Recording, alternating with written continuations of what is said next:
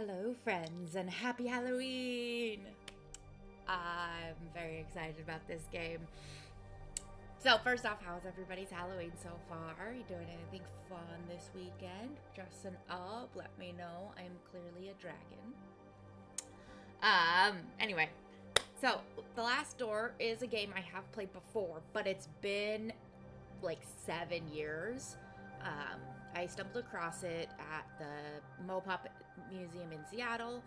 They had an indie game exhibit, and they had a bunch of different consoles where you could play games. And I started playing, I think the second chapter was the only one that was out at the time. The first and second, obviously, but they had the second chapter on this console. And I just kept circling back around to it and playing it until, like, my friend dragged me out of the museum because it was just so captivating that I immediately went home. Luckily, because it's 8-bit, like, my crap computer at the time could definitely handle it. And I downloaded it, played it a bunch, actually followed it as it was coming out. It's how I found the YouTuber that I have followed the longest. I really enjoyed this game. But, again, it's been like 5 to 7 years. I don't remember when it stopped coming out. So I don't remember a lot of it. I just remember being really fond of it, of the atmosphere. This game plays on a lot of what I think makes older scary movies still work. That because it's, 8-bit, because you can't see details and you can't see very much, your brain is forced to fill in the details, which in my opinion makes it way scarier. So, we're gonna go ahead and play The Last Door. Let me know if volume's okay, if anything needs to be adjusted. Let's begin. Oh, trigger warning for the beginning. It does start off with somebody committing suicide, so if that's triggering to you, come back in like 5 minutes. After all the things I've seen.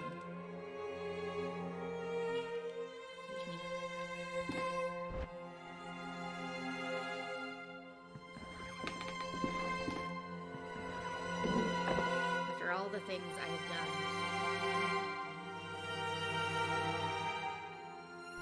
Cannot escape the course my life has taken.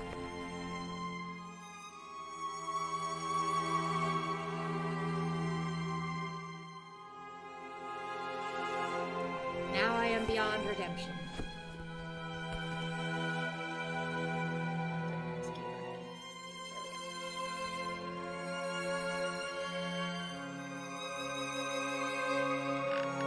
I just hope you can forgive me someday.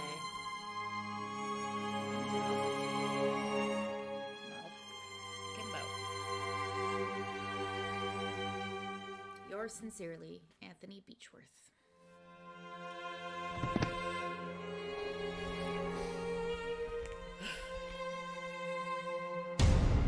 Halfway to start a game.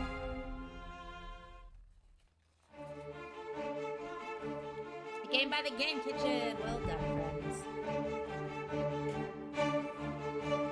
I wish they would do more horror games. I was looking them up yesterday. They haven't done any other horror games. They should.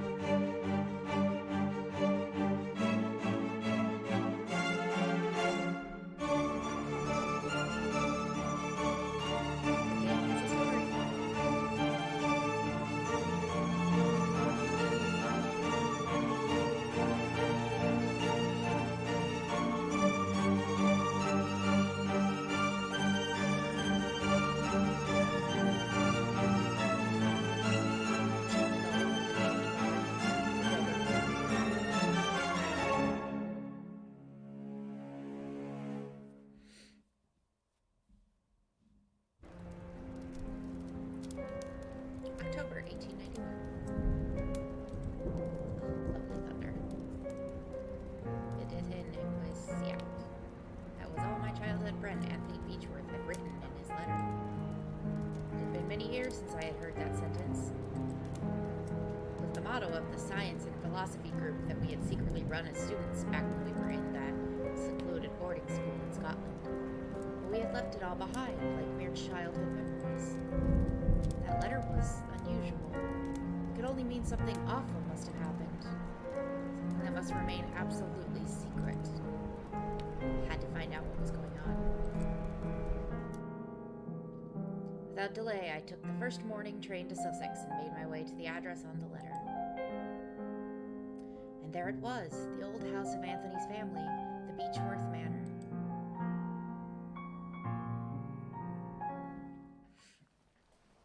Episode 1, The Letter.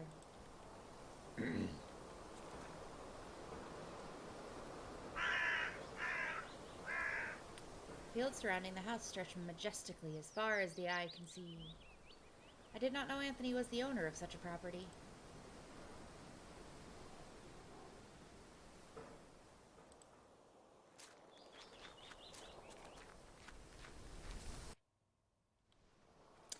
Oh yeah, the crows. A murder of crows is eating eagerly. There are so many birds that I cannot see their prey from here.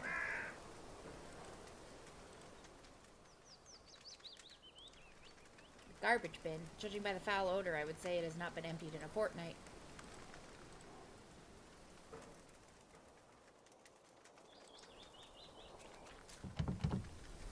It is lashed from the inside. Alright, we gotta go back.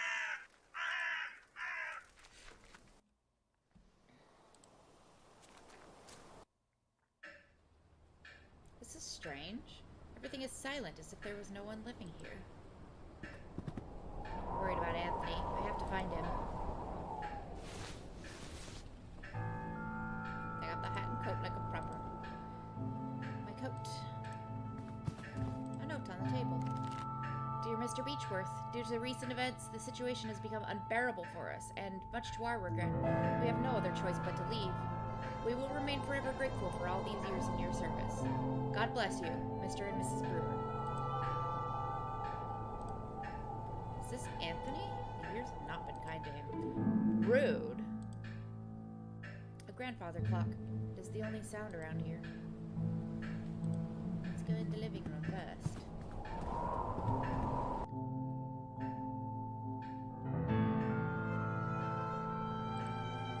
A deer head overlooks the room with glass eyes. A machine that plays recorded music. I did not know that Anthony was such an enthusiast of new inventions. A cabinet with glasses and some liquor bottles. There is also a matchbox. Give me the matchbox. These matches could come in useful. Gimme.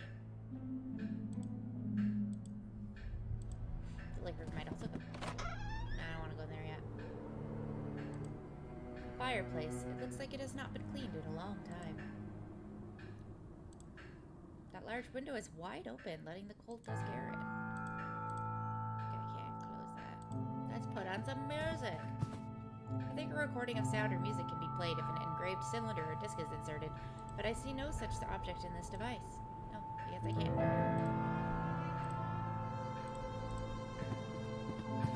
we go.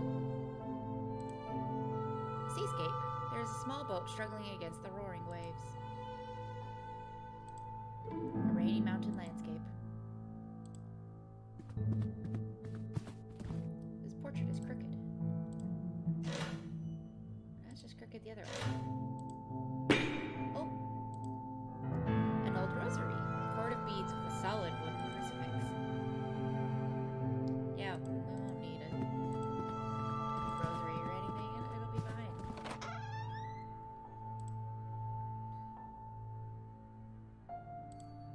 Variety of herbs and ingredients. Plate with some days-old leftovers. It's a kitchen stove and a cleaning cloth. Can I take the cloth? Might come in handy, I'll take it. Yes! The fun thing about point-and-click adventures, I want all of the things.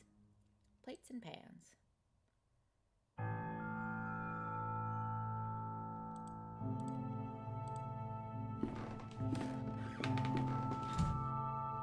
I've unlatched the door.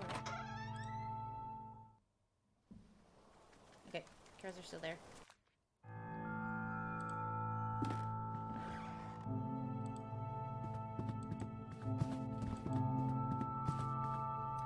This painting depicts a deep, dark forest.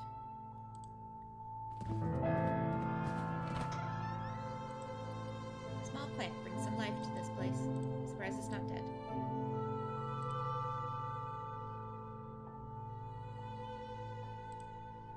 A wash basin and some toiletries. I love that I'm just snooping through this guy's house that I haven't seen in years. A lamp to light the way. There's nothing of interest in these drawers. Says you.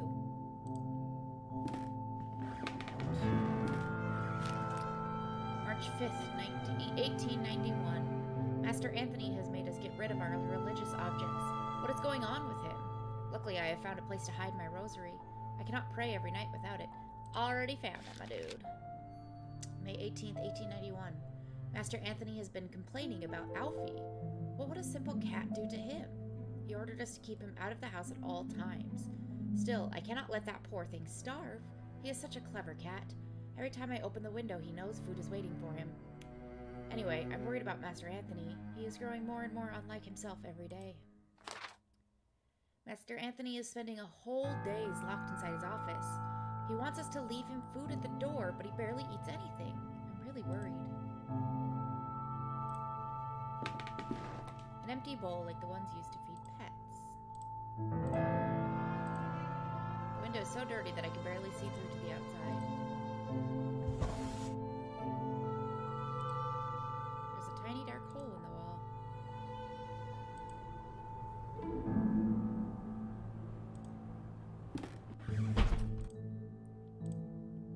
It looks like the window frame is rotten.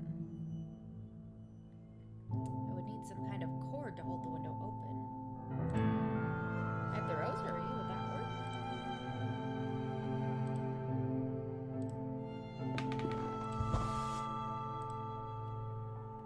Yeah.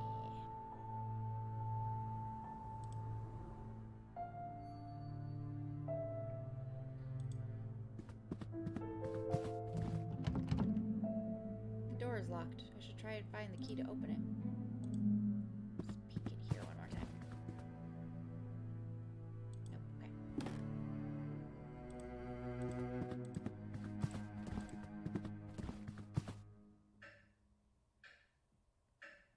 It's so spooky that you can't hear the clock in any room but this one in the main hall.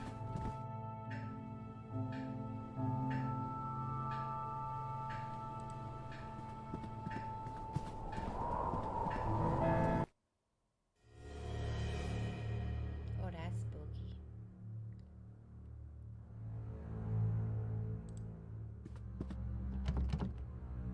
Door is stuck. It won't open.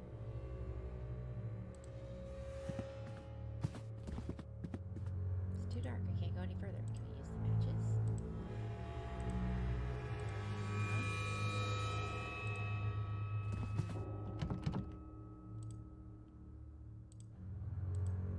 No. Oh, I don't remember what I have to do.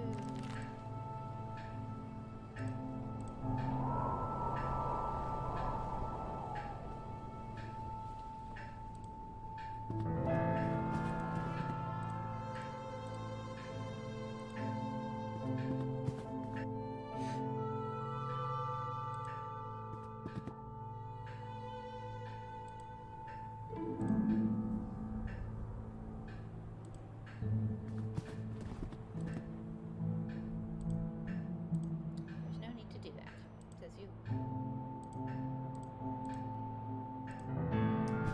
Did I miss a lamp or something somewhere? Is there no...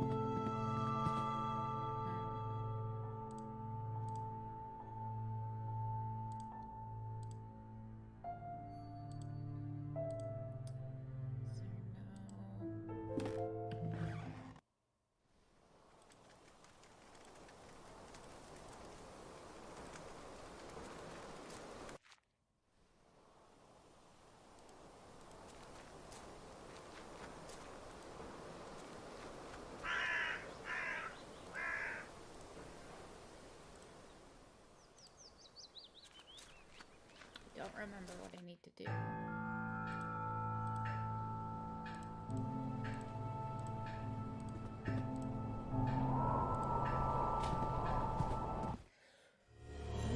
Something fell off the sheet, off the shelf next to me and terrified me. I have matches. Can I burn the door down? No.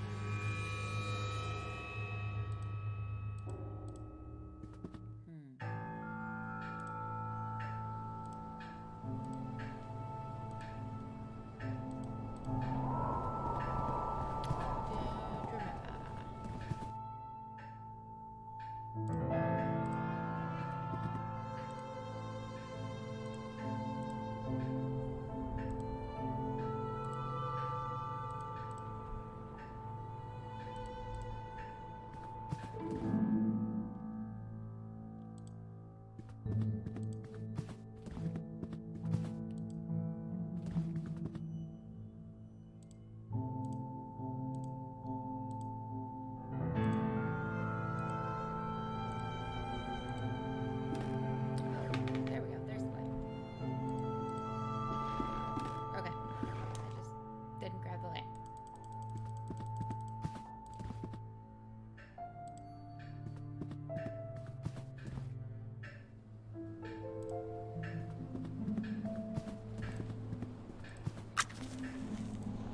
I used all the the matches that way. Boo.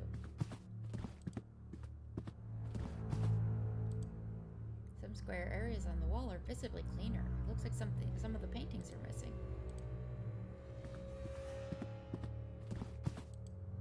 This doorway has been boarded up.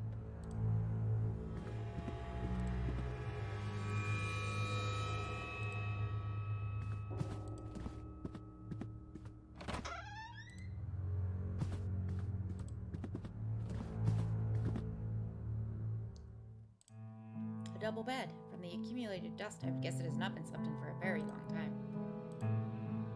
Silver key. Gentleman with a serious, inquisitive look. Fireplace is black with soot.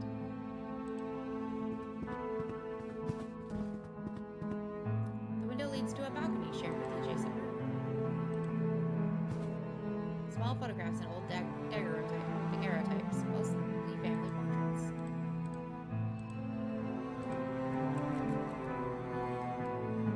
I cannot open the latch, it is stuck. Perhaps I could do so with using a small tool. Not the key I need, it says it breaks.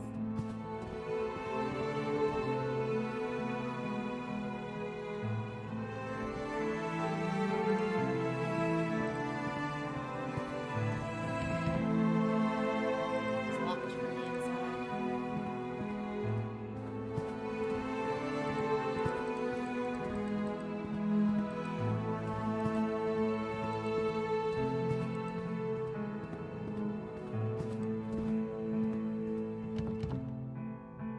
The door is stuck, it won't open.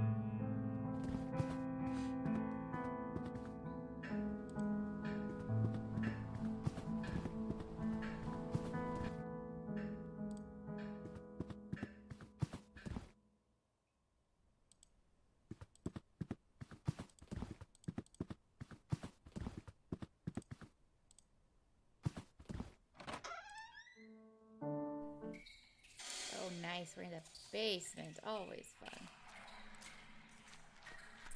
I think this is a slate disc record. The sleeve reads The Carnival of Venice. Gimme. A crowbar! Yay!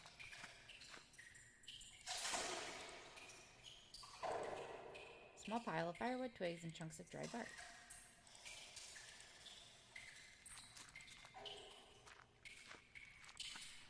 The boiler looks like it's been out of use for a very long time.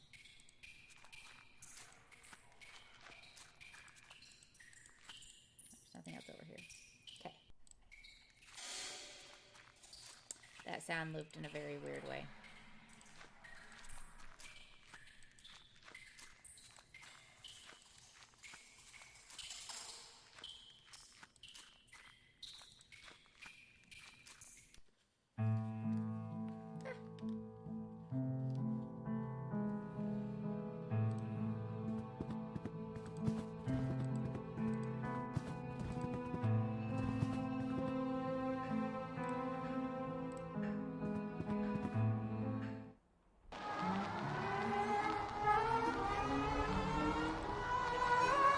Broken. I don't know how to make it stop.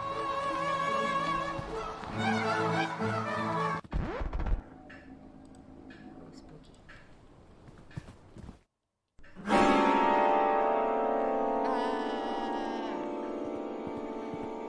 It's full of crows just staring at me.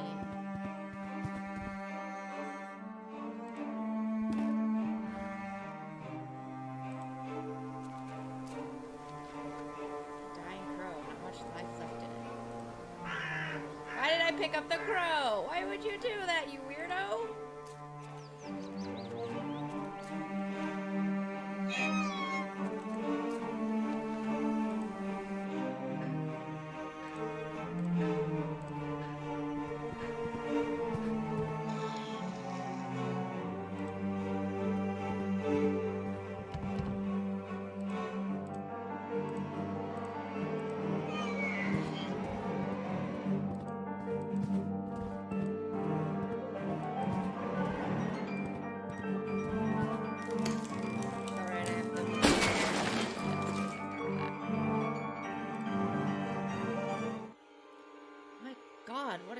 been here.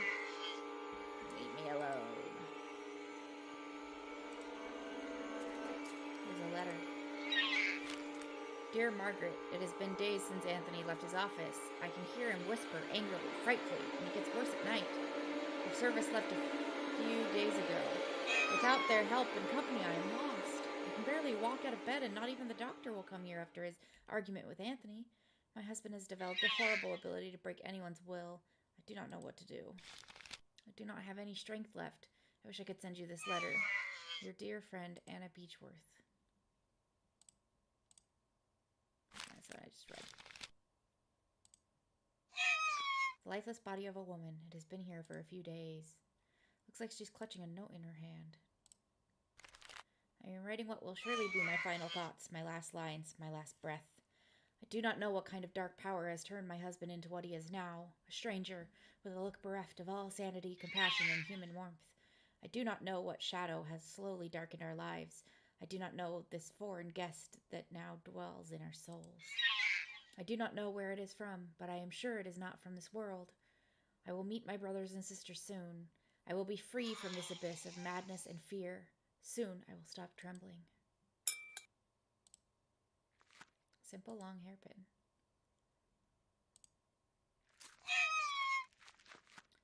A letter in feeble handwriting. I cannot go on. All is lost. An old wheelchair. The writing on the walls reads, "Leave me alone." Who would have written such a thing? Nothing of interest on this dressing table. Then why'd you walk over to it, you weirdo? It is a diary page. I cannot stand their stares. They watch me. They judge me. They despise me. I know they think I am not worthy of this family. But who are they but dust and bones? A memory. Leave me. I do not need you. Leave me alone.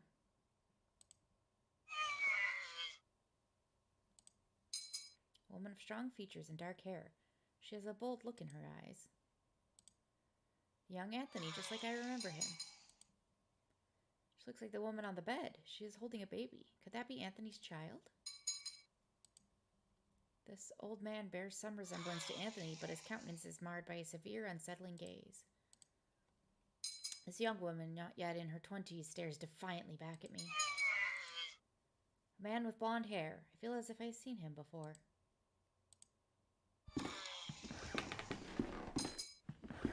Portrait of Anthony standing beside a mounted wildcat or lynx. The paint looks fresher around the animal's head. I would just smear off the fresh paint.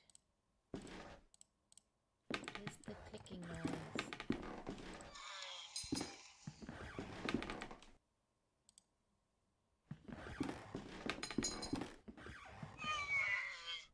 We're gonna go get rid of the crow, because that's a very unsettling noise, and I don't like it.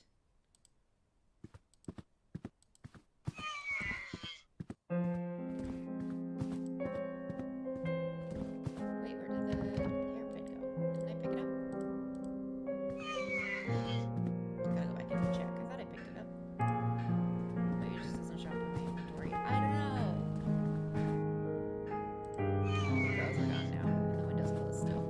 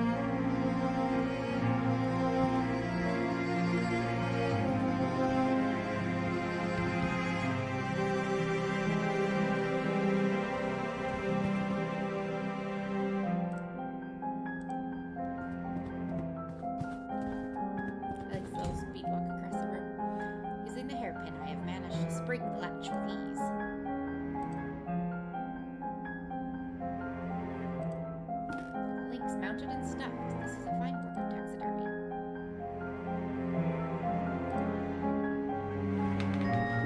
A few handwritten notes. Goddamn cat. He meows every night, and it is for me, I know it. He is mocking me. He knows my secret. He knows. I will not let him ruin everything. I do not have any choice. I have to put an end to his miserable life. Or better yet, I will blind him. You gabby links. You will not confess. No, not you.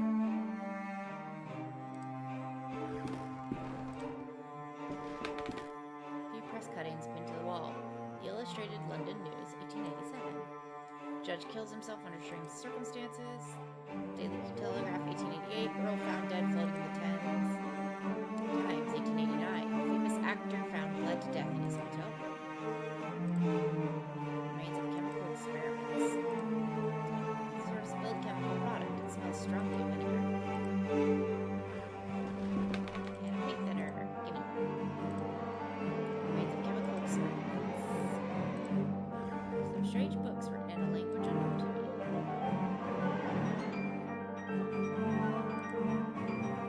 Common hammer in good condition. Worn out diary pages. It will not bother me anymore. I am done with their censorious games, their whispers. It is all ready. There is only one thing left to do.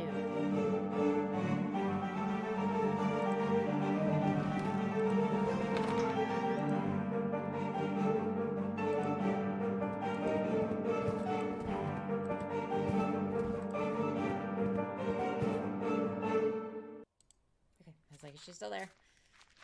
She is. It's fine.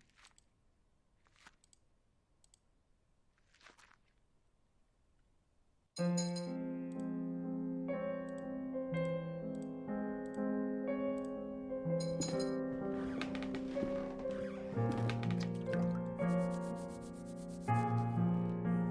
thinner has worked. The fresh paint is gone, and now I can see the original painting. Queen's mouth is open, as if it were growling.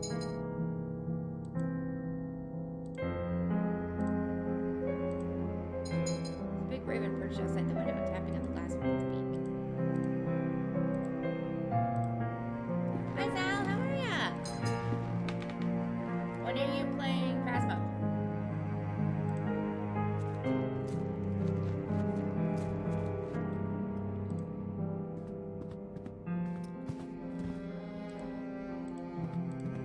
And I haven't been the least smooth. Or do I need a tool?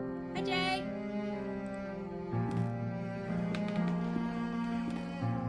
This looks like the one in Anthony's portrait. Its mouth is shut like it was before it revealed the original painting. Paint's damage was fine once the work of taxidermy painting it. Am I missing that? We're at 10. Awesome. I will be there. I'm ready for these. How's everybody's day going so far?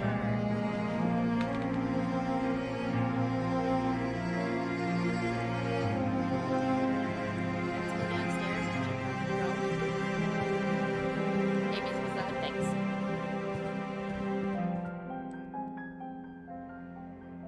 Is that better? Or is it too quiet? Let me know.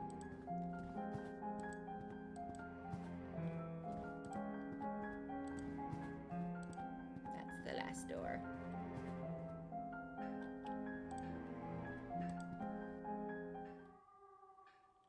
I hear something in the distance. It sounds like a lament.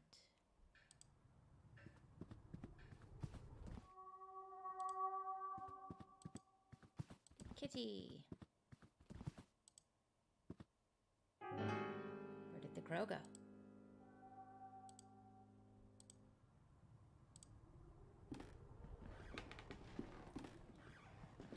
Yeah, thanks for letting me know, guys. I appreciate it.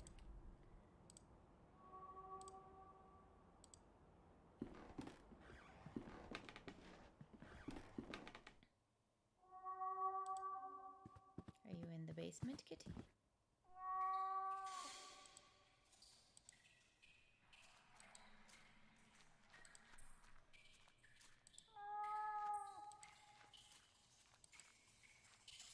Oh, I hate.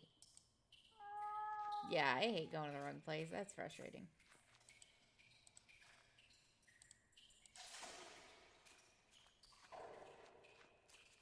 Did it make up ready for trick-or-treating? What are you gonna be, Sally?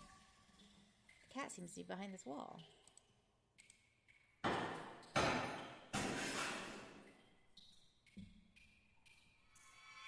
Black cat is staring at me. But wait, its eyes are missing.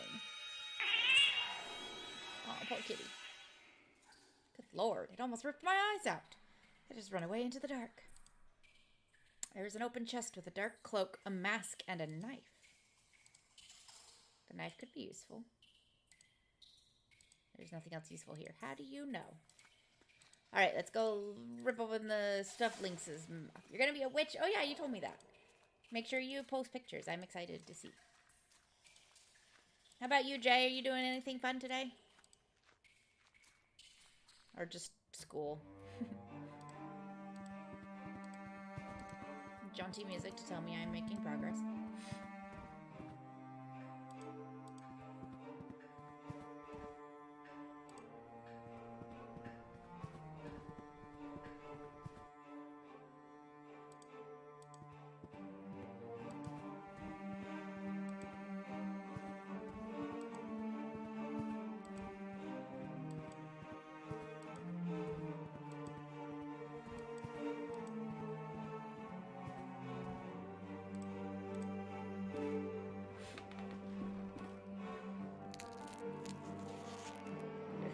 Sound design in this game.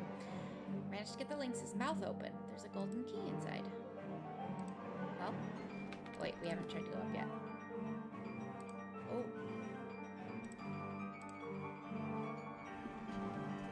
You're all partied out from Friday. Solid. This sounds like you had a ton of people on Friday. Oh, God, no. Anthony, no. Portrait of a woman. Anthony's wife, perhaps? She looks very happy here. Lifeless body of my dear friend. What madness could have led him to commit such an act? There's something in his pocket. It is a sealed letter. Dear J. Devitt, if you are reading these lines, then I am nothing but a dead body hanging before you. I write to you in my last shreds of lucidity. You are one of my oldest friends, and when I sent you the letter asking you to come here, I did not doubt for one moment that you would. Had you failed me this evening, everything would have been lost. I have found myself involved in a series of horrible incidents. For reasons beyond my comprehension and sanity, I have become a total stranger to myself and to my closest relatives, capable of the most indescribable and atrocious acts. I cannot give you any more details at this time. I must ask you to go immediately back to the boarding school where we made that pact, where we all swore on our honor that sentence that would protect us. This letter must not reach anyone else, so it is imperative that you destroy it immediately. The lives of the rest of the group, and yours too, are in great danger. Do not delay. They are already waiting for you. Seeing is believing, Devitt. Do not forget that. Always your loyal friend, Anthony Beechworth. The birds! Thanks, Jay. I appreciate it. Oh, God. Let's watch crows eat a dead body. That's great. Achievement unlocked. Don't leave me hanging. Hey. Adventure continues in episode 2. Previously on. Let's recap you on the last, half an hour. Jeremiah Devitt receives a mysterious letter from his childhood friend, Anthony Beechworth. He travels to his friend's manor in Sussex, where he learns of Anthony's descent into madness and the death of his wife, Anna Beechworth. Devitt faces the perils of the house and finally finds the dead body of his friend, who committed suicide. Anthony's final letter warns Devitt of an unknown danger and asks him to remember his past by going back to the boarding school they both attended years back. Yeah. It's already pixelated, right? Father in heaven, hallowed be thy name. Oh, this is lovely.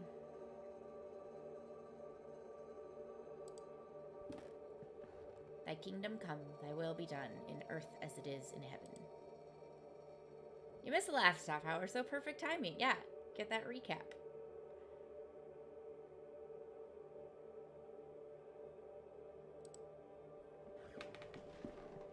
Give us each day our daily bread.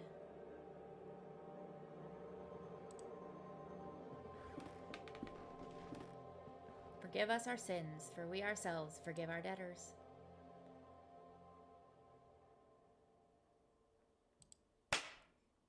And lead us not into temptation, but deliver us from evil. Amen. This game is so solidly spooky for being pixelated. I think, like I was saying at the very beginning before I think anyone came in, I do think a lot of the spookiness is because it's pixelated. Your brain has to fill in the details.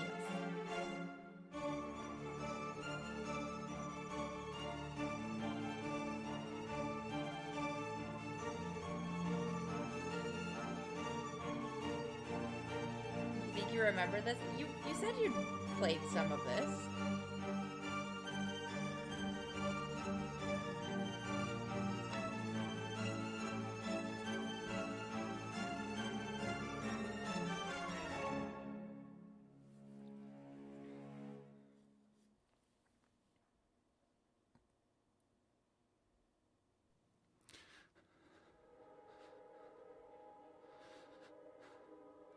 Now tell me, where are you? What do you see?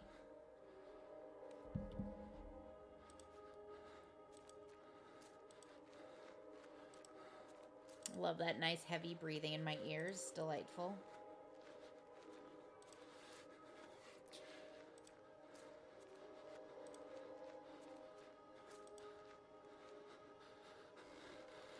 Who is it?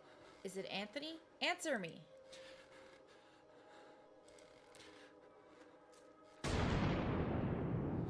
It's gone.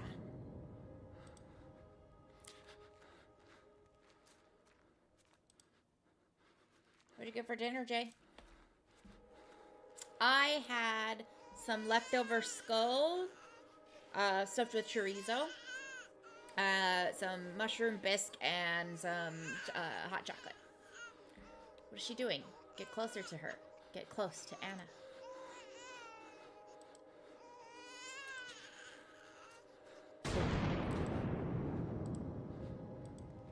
I love that panicked breathing in my ears.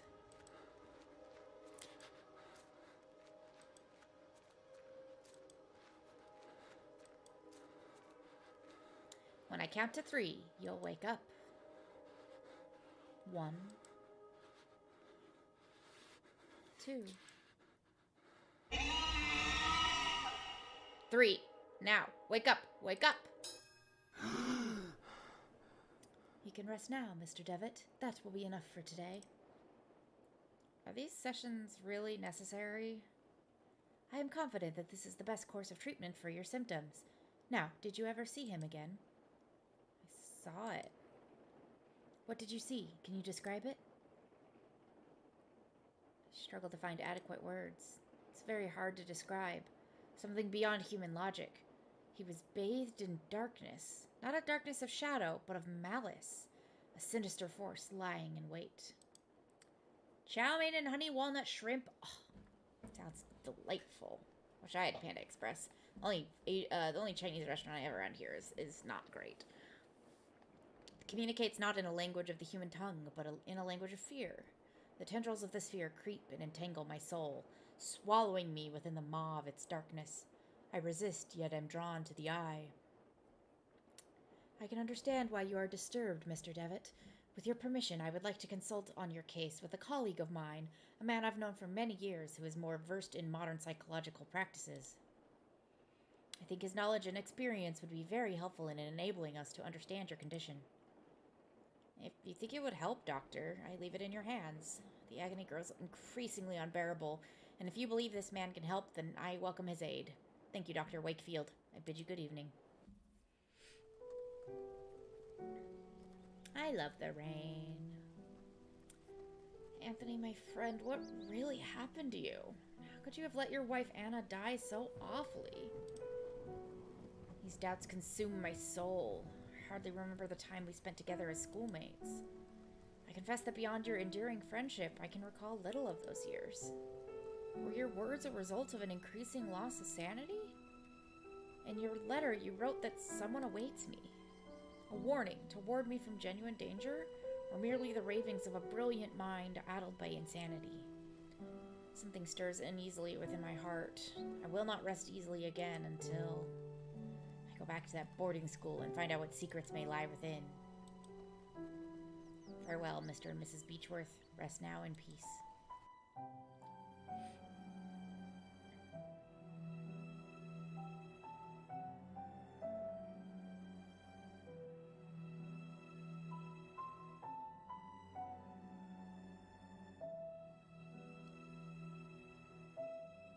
Going on an adventure to the boarding school.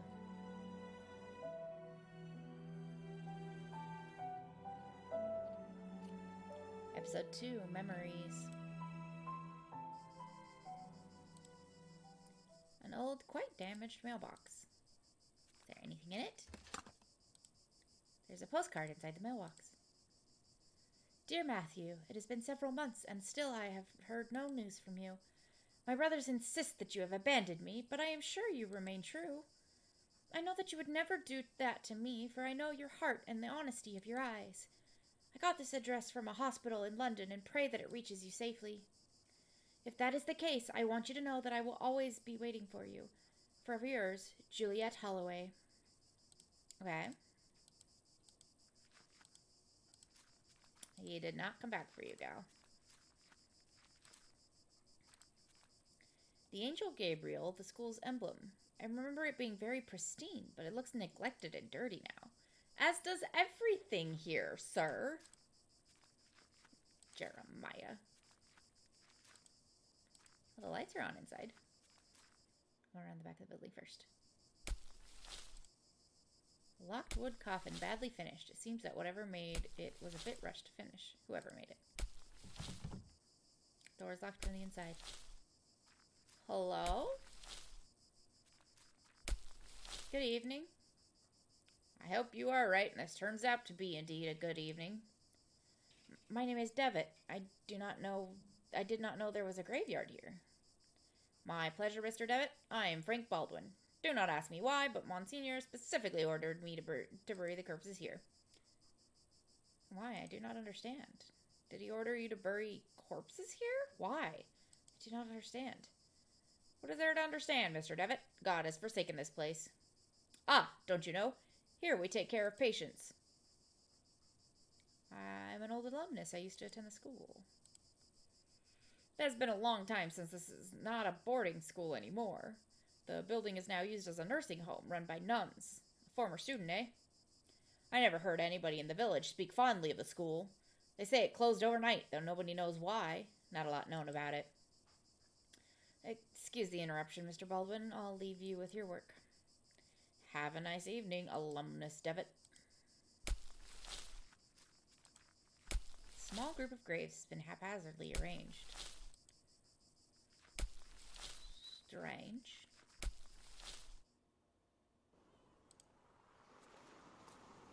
Piece of old fishing net. Mine. What is it? Many years adrift have perfectly smoothed this flotsam into a small log. Mine. Thank you. The Lost Pilgrim, a sea stack older students at the school used to climb. Somewhere up there are my initials. Alright, back to the school.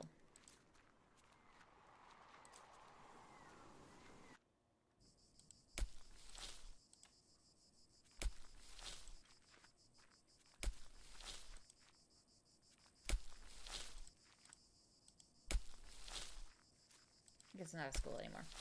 Back to the building.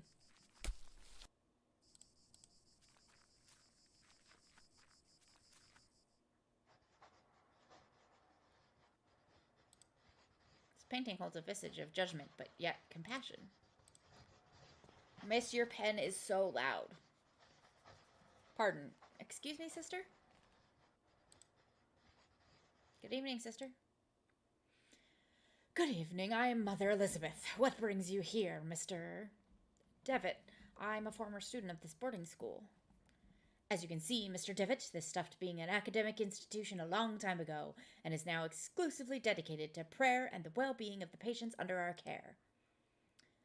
I see. Even so, may I please speak to Mr. Devitt? I'm afraid that we are too busy to start wasting time talking about past issues. In addition, there is little to say. We sisters arrived after the boarding school had closed down. Everybody but Monsignor, of course. Monsignor? Exactly. But you didn't answer my question.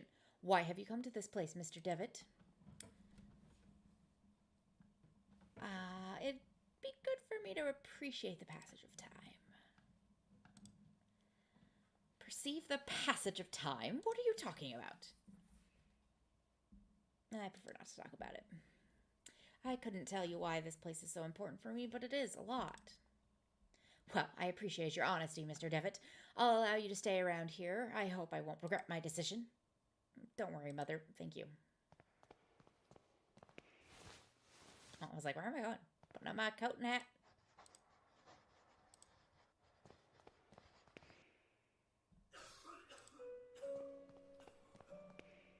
Doctor. I'm sorry, I'm not a doctor. Pay him no mind. He has been delirious for some days. I'm Miss Mary Vinge, and this is my brother, Matthew. Juliet, why have you left me? Why don't you answer my letters? Cough. My letters. You see? The poor man is still obsessed with his fiancée. He won't accept that she left him months ago. My poor Matthew. I have a note from her, actually, sir. Among the baggages, I can see a packet of letters bound by twine. I'd ask you not to touch my belongings, please. You're not aware who you are talking to. Sorry. Here, buddy. Mr. Vinge, I think this letter is addressed to you. Oh, thank you. Leave it with me if you'd be so kind. As you can see, my brother's too weak to read it. Well, Matthew, let's see who has written to you. Oh, it's a letter from our mother. Dear Matthew, I hope you are recovering. I wish that... She's lying to her brother. Your beloved sister and you come back home soon. So she's lying to her brother. Magazine entitled Weird Tales. Can I have it? No. Are you alright, madam? There was a rhythmic sound, like a breathing. What do you mean? It was last night. I felt an increasing pressure on my temples. Something dry and rough, like tree bark, brushed against my leg. And I saw something on the wall, like a growing shadow. I lit the lamp, and there was nothing. I'm sure it was just a nightmare, madam? Yep, 100% been intercepting the letters. He is quite a pale young boy. He is asleep. Well, please, someone, Piety. I'm sorry, you cannot be here. Is there some way I can help? Don't worry about it, sir. The Lord looks after each and every one of our patients. He will provide you with all the help you need. If you wish, you can pray there, next to the statue of Our Lady. Don't you think she is beautiful? The Virgin listens to those in need. Uh-huh. A gloomy statue of the Virgin Mary makes this place even more mournful, if that is possible. Picture of the Virgin Mary gazing at you, supposedly to portray a sympathy and compassion for you. However, she seems to look more pained and sorrowful here.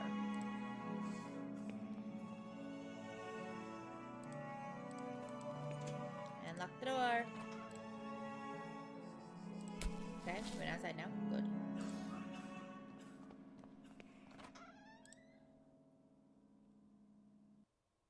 Oh, got spooky and quiet. I remember that we used to keep some textbooks. Now there is a music box. Mine. Just a klepto, you know. Pocketing stuff constantly.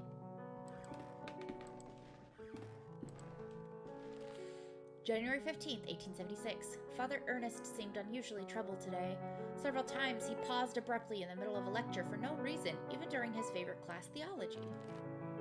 January 18th, 1876. Today, Father Ernest was very irritable. Collins made a comment and was expelled from class for it, and even Devitt was admonished just for reading a philosophy book. I hope Father Ernest doesn't turn his ire toward me. My father will be disappointed if I fail to get good marks. Hey, where's Devitt? January 21st, 1876. It was very disconcerting to see Father Ernest entering class so pale and sweaty. In the middle of his lecture, he stumbled, dazed, and had to sit. January 22nd, 1876. Father Eugene taught our theology class today, even though he doesn't know the subject matter as well as Father Ernest. When we asked him what had happened to Father Ernest, Father Eugene told us that he had taken ill. What worries me is that now Father Eugene is also starting to look unwell. Yeah, I agree, Jay. Like, there's things that I'm like, I don't remember what I'm supposed to be doing right now. And then there's things that I'm like, oh, I remember this. Oh, so good. My studies are flagging, but I have taken it upon myself to read on my own. I hope this helps, as I must succeed in spite of the problems happening around us. Oh, it's been a month since we last saw Father Ernest. We are told that he is still sick, but if he's so ill, why isn't a physician come to treat him? February 23rd, 1876. It was announced this morning that the school is to close. None of us know why, and we cannot get a straight answer from the faculty. Explorer of the occult. Ooh. They each dodge the question, and I am starting to think they may not know the answer themselves. Their anxiety is palpable, though they try to hide it behind a calm face. But what about Father Ernest? I hear he alone is to remain after we vacate the premises. There's a picture in the diary. It's a photograph of my graduating class. I see myself, Father Ernest, and Anthony.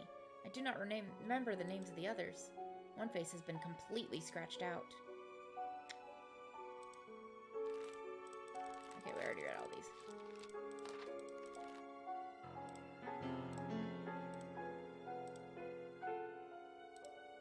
There's an odd sentence written on the board.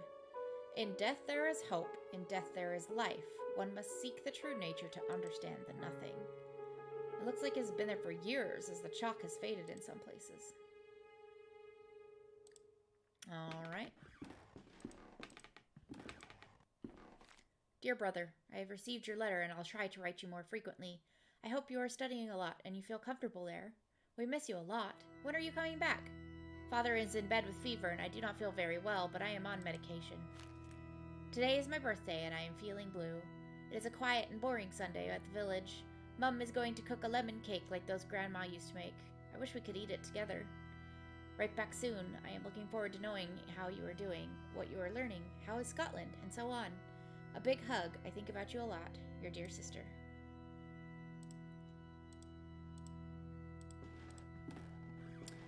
Nice loud organ music. How do I distract? What?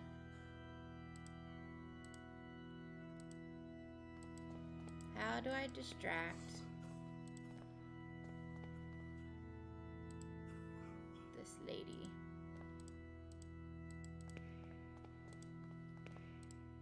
No music box? How about a log? Can I hit you? No. How about a net? No. Okay. I'm gonna distract you and give you the letters. Can I go in this door? Mr. Devitt, you are not allowed to get in there. Well, fine. I'll go upstairs then. I love that they're like, you can wander the house, we don't care, but not that door. Dusty old tapestry of the Virgin Mary with baby Jesus in her arms.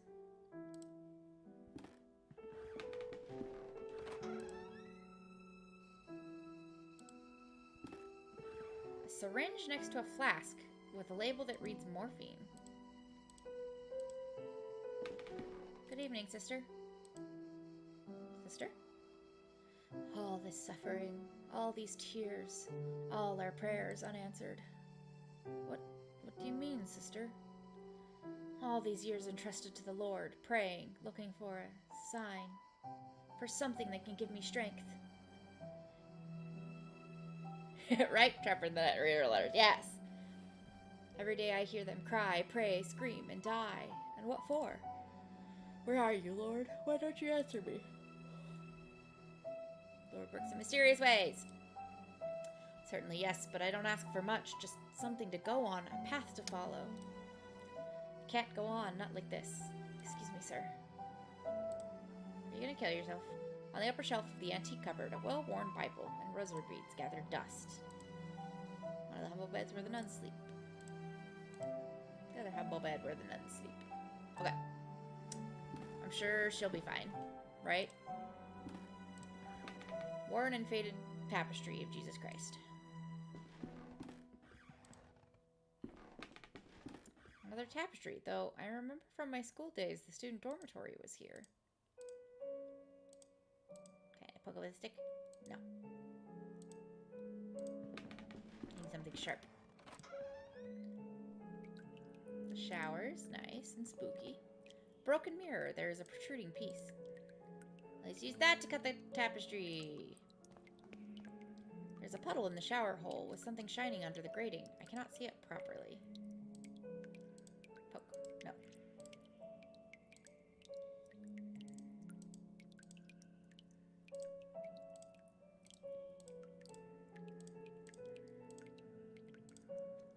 Tap of the shower. If I open the tap, the shiny object could be carried away by the stream of water. Come back to that then. Shower is old, rusty, and poorly maintained. Just a couple of old towels.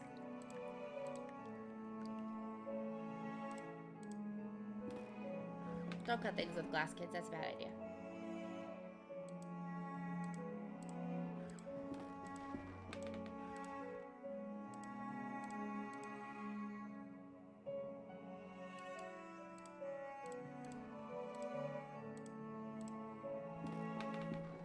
No, I basically, like, as soon as I use something, I no longer have it. It's kind of terrible sometimes. Do you take care of patients here? Of course, Mr. Devitt. We tend to both the physical and spiritual needs of those in our care. Did Monsignor already live here? When this venue was still a boarding school? Indeed. He still was priest and professor before he became Monsignor and started to lead this place. Can I talk to him? I'm afraid that's impossible. Monsignor has left strict instructions that he not be disturbed, not even by any of the sisters. Mr. Baldwin. Monsignor instructed me to take him on as caretaker. Many of the sisters find him a bit strange, but he performs his work well and complains little. Have there been many deaths lately? Mother Elizabeth, Mr. Baldwin told me that lately a lot of patients are dying. What is happening? Sadly, the Lord is taking many of these unfortunate souls. Thanks, I'll leave with your duties. Okay, so I have a lot of, like, mismatched stuff that I don't know what to do with.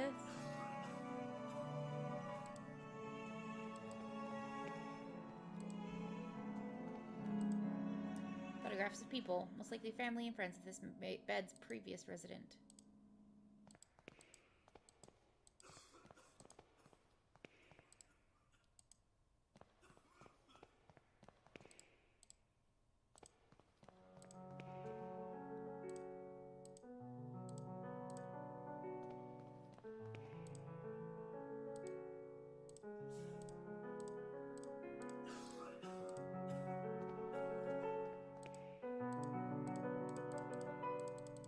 Blah, blah, blah, blah, blah. I don't think there was anything else in this room.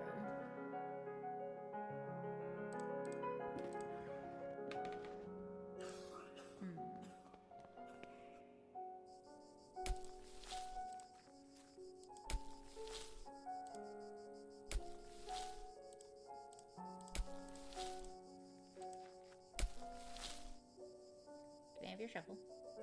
Who's the Monsignor? Cannot rightly say. After all these years, I have never seen the man. Who knows? Maybe he does not exist. But Mother Elizabeth told me that Monsignor specifically requested your hiring by letter. I am flattered my reputation precedes me, but I still cannot tell you anything else about the man. Alright.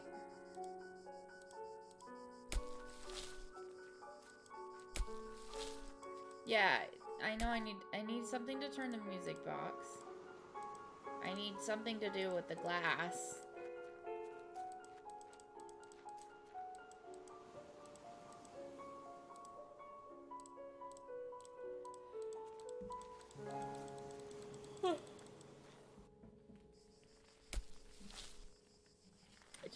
I think I'm missing something important. And I have no ideas what that might be.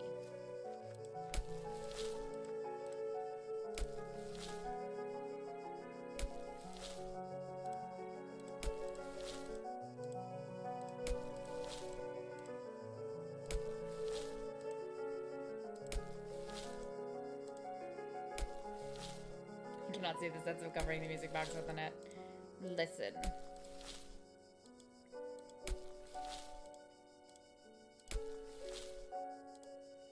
So that makes me feel like I need to use the stick and the mirror together at some point. I'm just missing something that would help do that. I don't want to talk to him, I want to talk to you.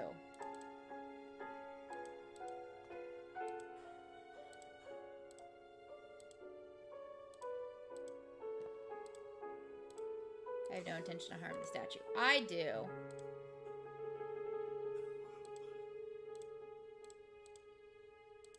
I don't think the statue needs the music box. Thanks. I feel like I'm missing something.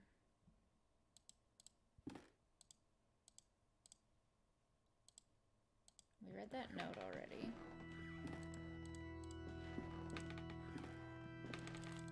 We read all of these notes.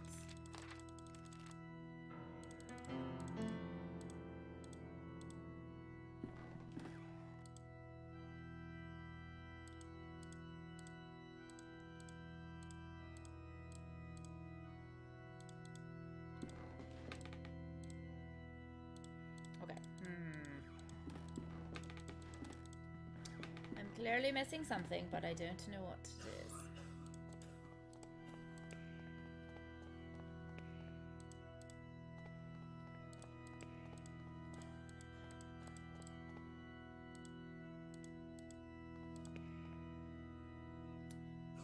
This Vin just making up the letter's contents. Oh, now I can just take them.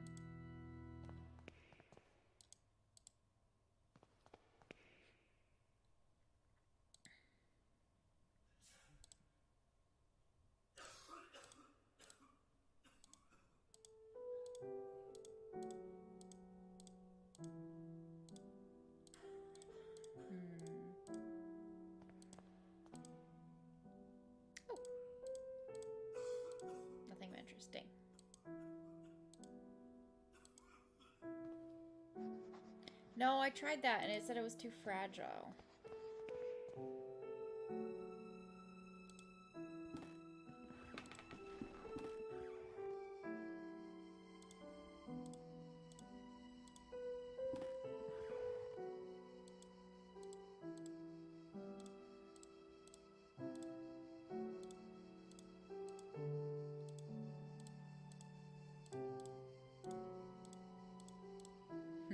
Hit her with the log.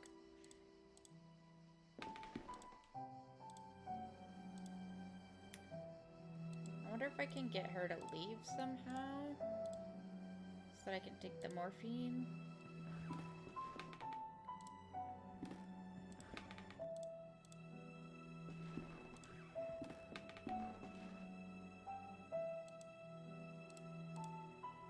Yeah, the mirror chunk is sharp, but too weak to cut the tapestry. It might break.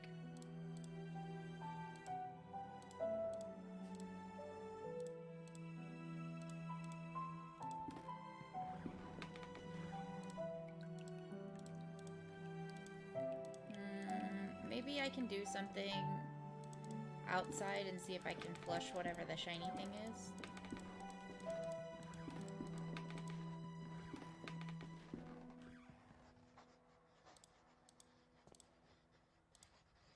All these unopened letters are addressed to Juliet from Matthew. Why would his sister keep them? Shards of a broken mirror.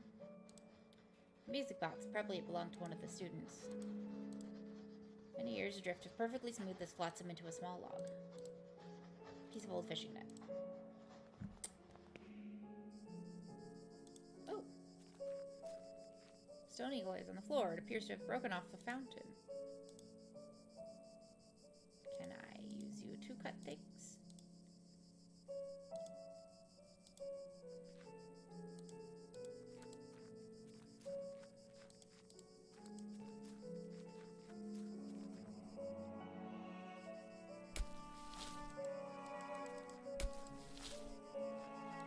Okay, I don't see a drain pipe anywhere out here.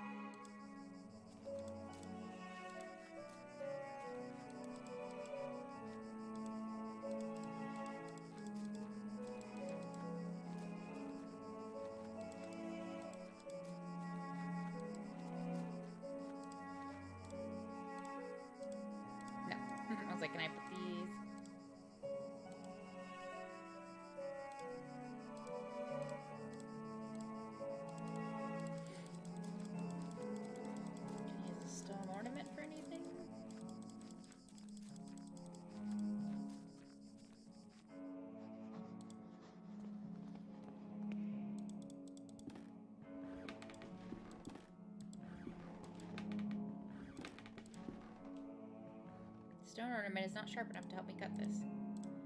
Again, I don't know why you insist on cutting the tapestry. You could just move it. I cannot go past the front gate.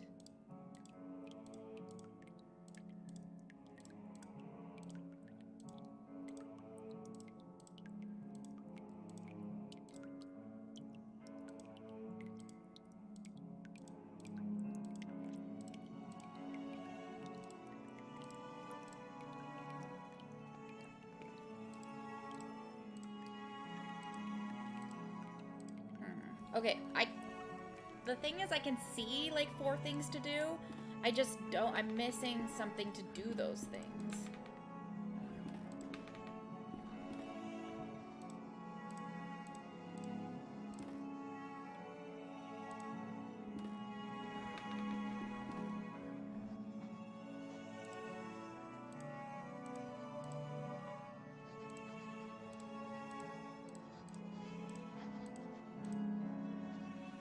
I might have to look up a walkthrough because I'm feeling very stuck right now.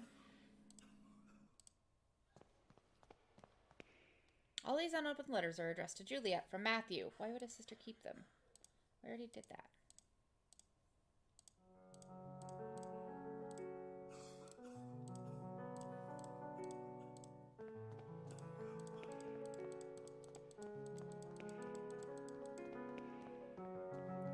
It's almost like vibrating in place. Maybe we can go take it to groundskeeper. No. Yeah, I might have to look over a quick walkthrough just to get past this part because I don't know what I'm doing.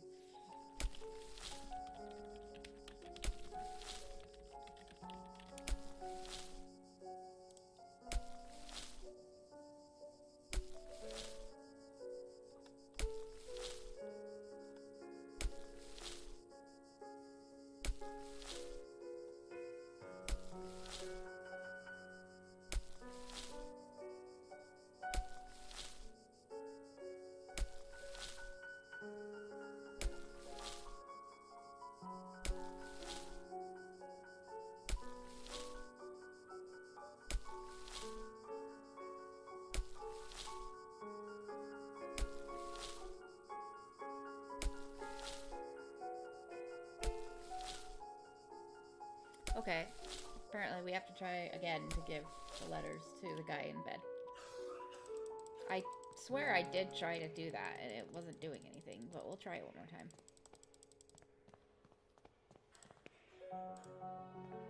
Now it works.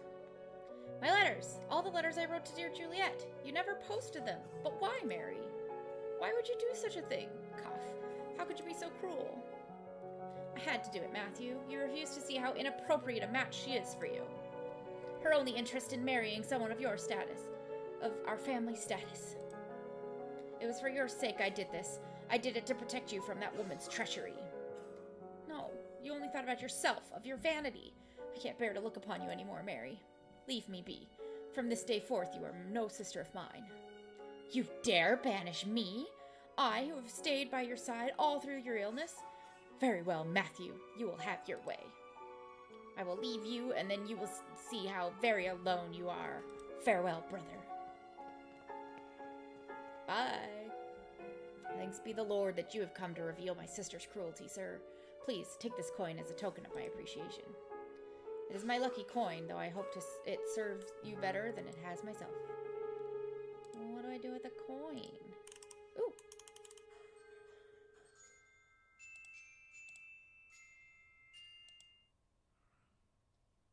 Okay. But what do I do with the coin now? Or with the music box?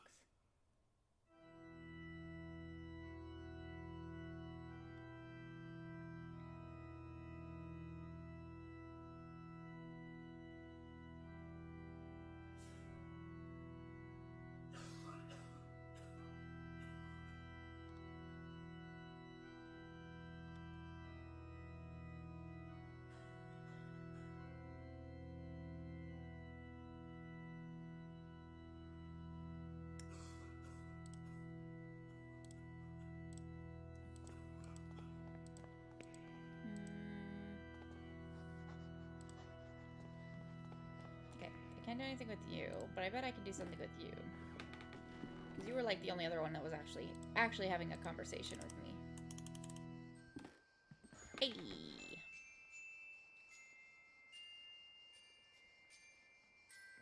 Oh, what a beautiful melody. It reminds me of my youth, when I was vibrant and full of purpose. I knew my path then. Oh, may God bless you, for you have given me the sign I was looking for. Bye. Can I take the morphine now? No.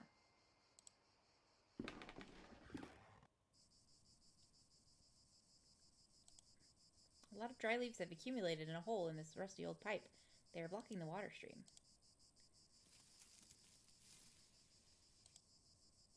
The hole has very sharp and rusty edges. If I try to put my hand in, I could cut myself. A stick? The wood is too softened to even bend the sharp edges of the pipe. The stone? Just whack it. I blunted the sharp edges of the pipe. Now I need not fear being cut. There's nothing now to impede the water stream. Yay! From this vantage point, I can see the roofs of Aberdeen beyond that copse of trees. Now can we go flush the thing out?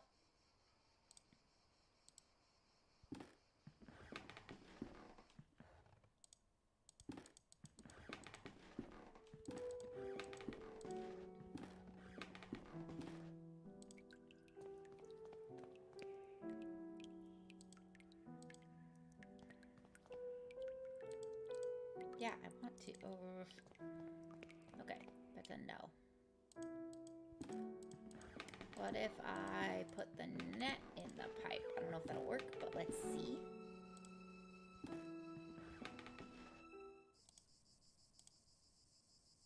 Hey! The net should catch anything coming down the pipe. Finally, let's go!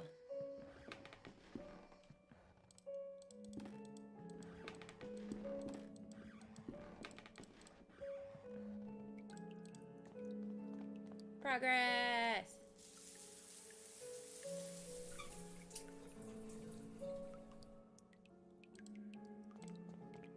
There's only a puddle of water. Let's go get our shiny thing! Yay, delay.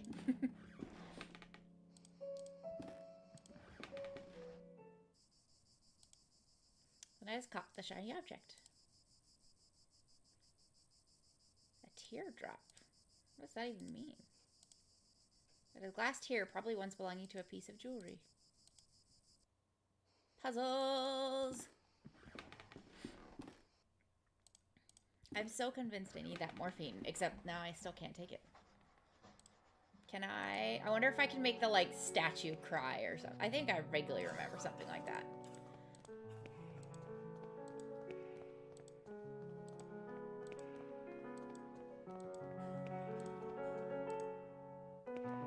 I've placed the glass tear in a hollow of the Virgin's cheek, and it seems to fit that it fits perfectly. Hey, look!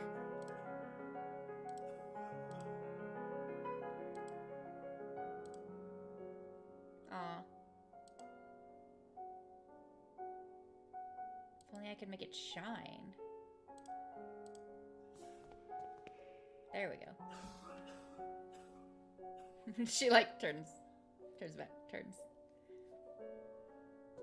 Hey! Oh, our mother is crying?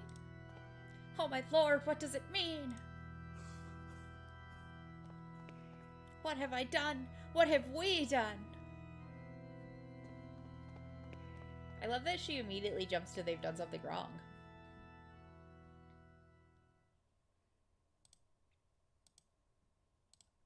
Hello, can I talk to you now? You must help me. Cough. What can I do? What's wrong with you? There is little time. I tell them about my pain. I describe the unbearable and endless pain, yet they do not listen. They pass me by without even looking at me. They say that they are praying for me, but it does not cure my ailment. But sir, I know, but I beseech you, you will be saving me from horrible torture. I will be eternally indebted to you. I will, however difficult this would be for me. The quest is terribly hard for me, but I guess I could find the courage to help you. I understand the magnitude of what I am asking. God bless you, sir. I do not know how I can show you my gratitude.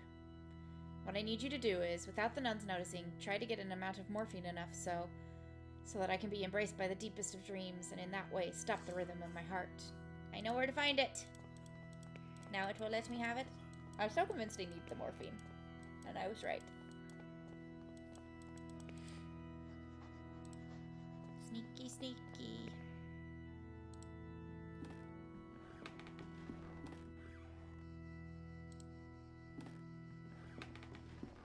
She's craving fervently. Can I take it?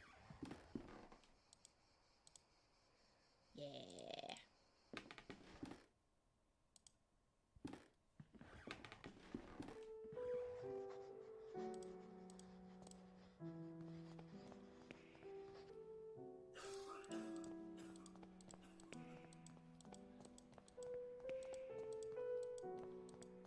Oh! It's gone. There's a note on the bed. Baldwin lies. Ooh. Somewhat less effective for it to have a page 2.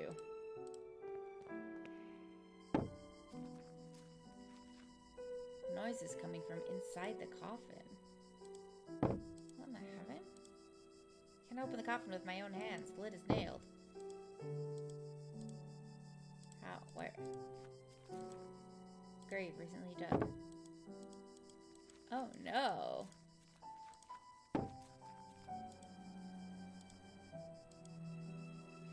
Baldwin, where did you go? Oh. A nun's habit and walking stick. These no doubt belong to the nun I spoke to by the window, but where did she go? The departed. Dun dun dun.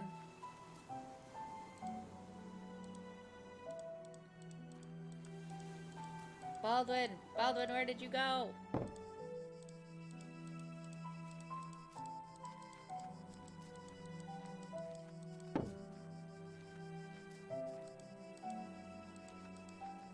Try to find something to let you out.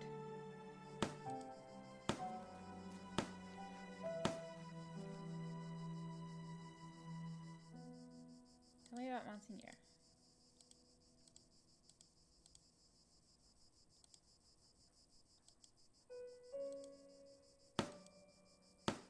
Looks like his toolbox. I wonder if there's something useful in it. I might be able to take a look if I keep him distracted.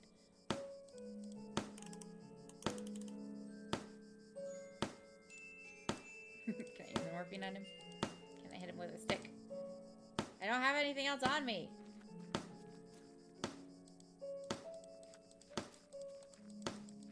Can I give him the coin? Would that do anything?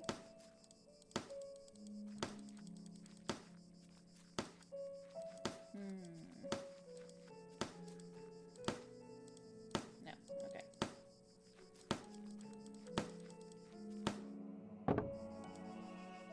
I'll try to let you out soon. I don't know how.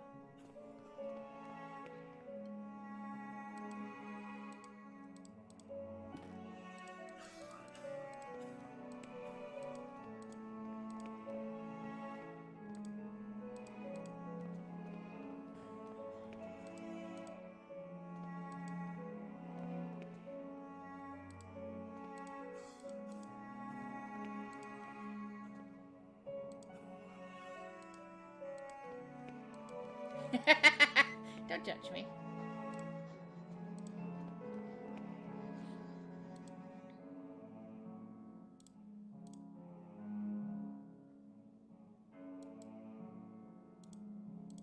Okay, she has nothing new to say. I need the morphine for something, clearly.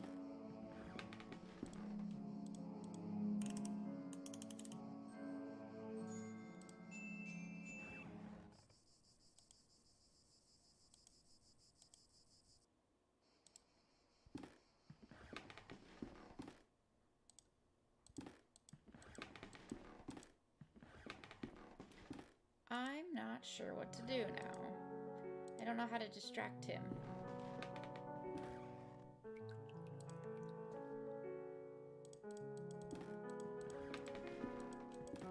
I only have these 4 items.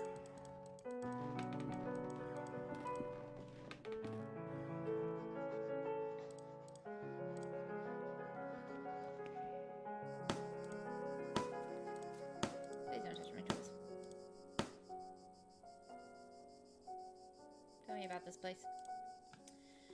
Well, the construction of this building was ordered by an Episcopal Bishop of Aberdeen in 1805. Oh, yeah, Elizabeth. She's pretty strict, I can tell you that much, Mr. Devitt. Do not think she likes me very much either. Tell me about Aberdeen.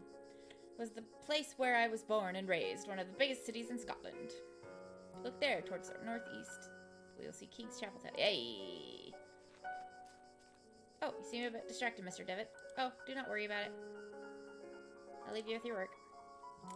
Woohoo! Apparently I can distract him just by talking to him. Me going for the morphine. Something spooky.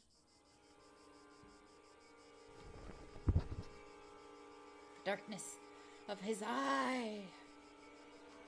His body is petrified. He has a look of sheer terror in his eyes. Oh my god! But what has happened? Talk! Talk to me! Says the priest. Mother Elizabeth is trying to make him come to his senses. Oh! Mother Elizabeth's outside. How did you get all the way outside? Whatever. Now I can go through that door. Because you're not blocking it to tell me not to.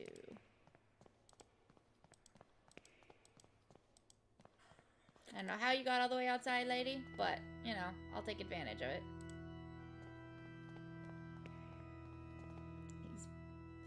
These are the papers on which Mother Elizabeth was working.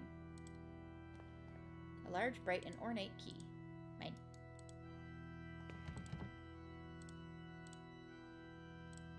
Door's locked. Ah, it's very bright white.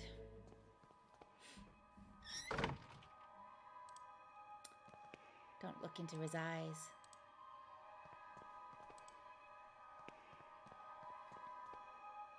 Because the deepest darkness dwells in his eyes.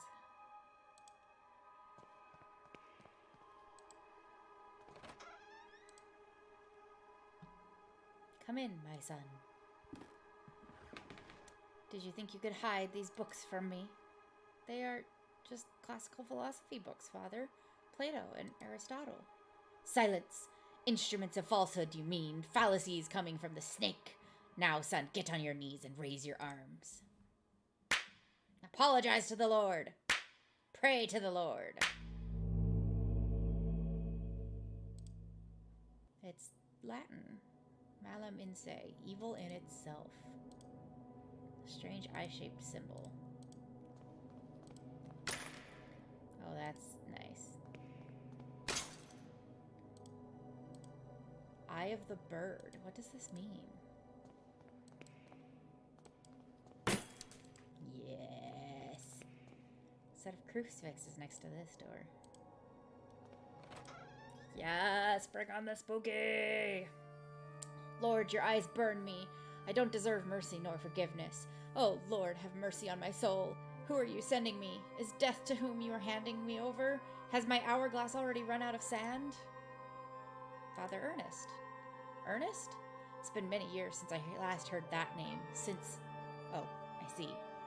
Father, I'm here to be able to remember. You have to help me, I beg you. Pleas, entreaties, petitions, praying, torment, exemption. Pastimes bring us just misfortune and pain. Father Ernest, I was one of your students. One of my students, you say? It's only the Lord who teaches us. We all must follow his ordinances and disciplines. Get closer, son. Come pray next to me. But I want to read the notes. Makeshift altar is coated in a dense layer of wax. Candles, having almost burned out, or only barely illuminate the room.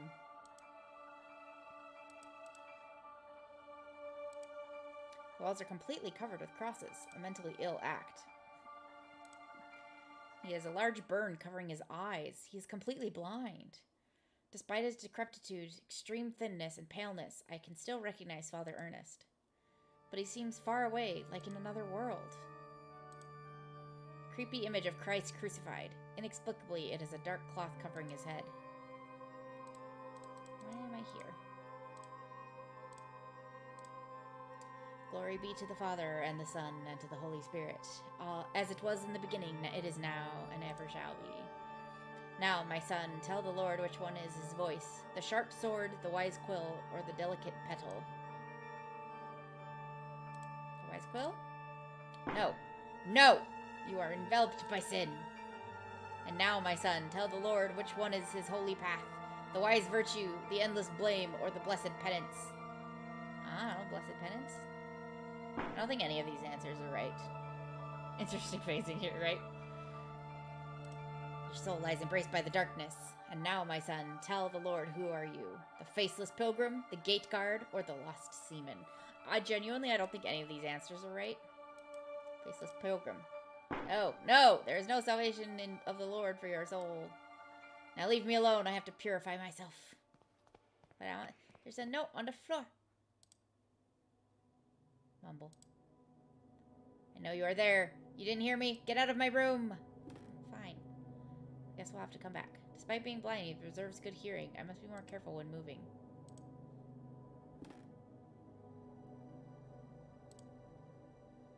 Damn.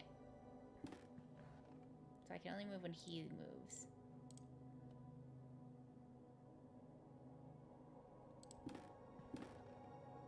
An old razor blade stained with blood.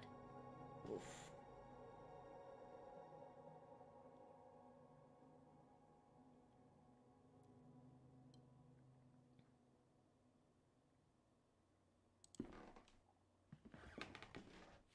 Dear God in heaven, I feel for you. Your light is in my eyes. I will burn them for you.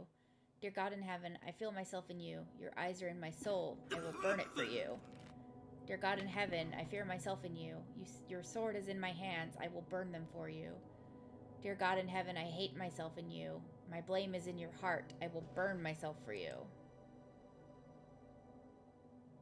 I don't think I have anything left to check.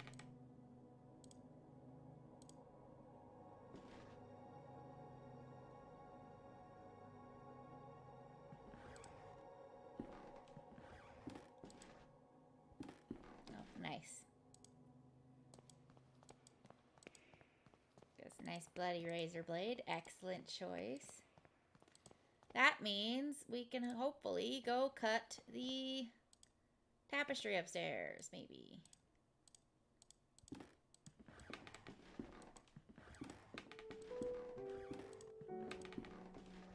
I wouldn't be able to cut this so thick tapestry using just a razor. My hands wouldn't have enough strength.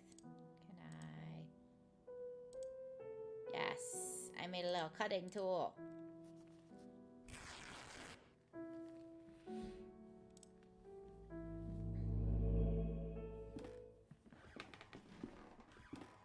And finally, our expert on philosophy, Jeremiah Devitt, shows up.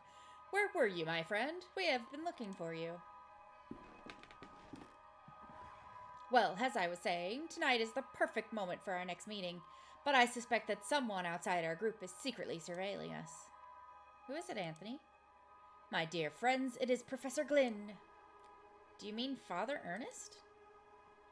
Certainly, no doubt about it. Therefore, dear colleagues, I have decided to change the venue for tonight's meeting. Have you noticed the lounge behind the small door of the classroom? I have believed convenient to borrow the key for our necessities. You already know, at 12 o'clock you will find that door opened, and I'll be inside the lounge. That is it, my dearest colleagues. Videte ne quies... I cannot speak Latin.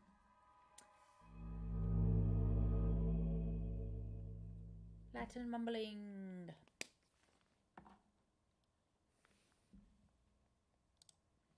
I remember that in this furniture we used to keep some of our personal belongings. Now it's empty.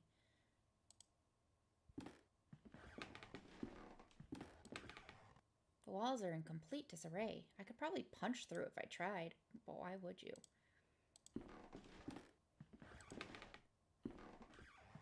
I remember that this is the bed where I used to sleep when I was a student here. Just lay down. This is fine.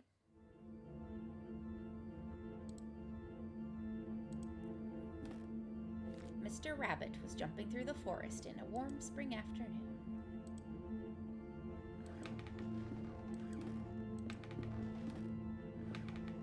Going through a bush, Mr. Rabbit ran into Mr. Wolf, Mr. Vulture, and Mrs. Snake, who were having a heated argument.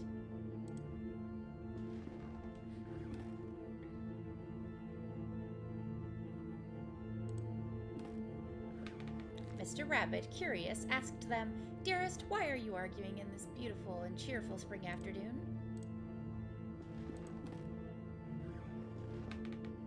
Mr. Wolf answered politely, "What we are trying to decide here is who of us will have the pleasure to eat you up." Well, snakes and wolves are predators. Vultures are scavengers. This is a terrible combination of folks to argue about it. Mr. Rabbit, really scared, said, "But I do not want to be eaten. I want to live."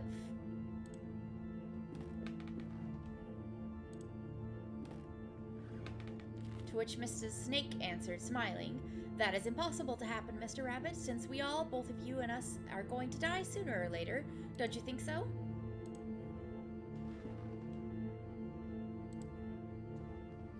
Oh, there's a person there. Mr. Vulture added, "Mrs. Snake is right. We should stick to the issue at hand. It is getting late, and as you see, we do not agree. Do you want to help us decide, Mr. Rabbit? Who would you suggest as the one to eat you up?" Creepy. After thinking about it for a while, Mr. Rabbit came up with an idea and carefully said, "I got it. Why not to organize a race? The first who arrives to the forest clearing will have the privilege to eat me. No doubt Mr. Wolf can run at high speed, but Mr. Vulture can go flying and avoid any obstacle, and I'm sure that Mrs. Snake knows all the shortcuts within the forest. What do you think?" Look at these people just lurking in the background. The three predators agreed that it was fair, so they started the race, and they quickly disappeared. In the window, they take up the entire window space, but here they're like not anywhere near the window space. It's so weird. Mr. Rabbit, happy to trick them, started running at high speed in the opposite direction of the predators, who, eager to prove their worth, didn't realize the trick.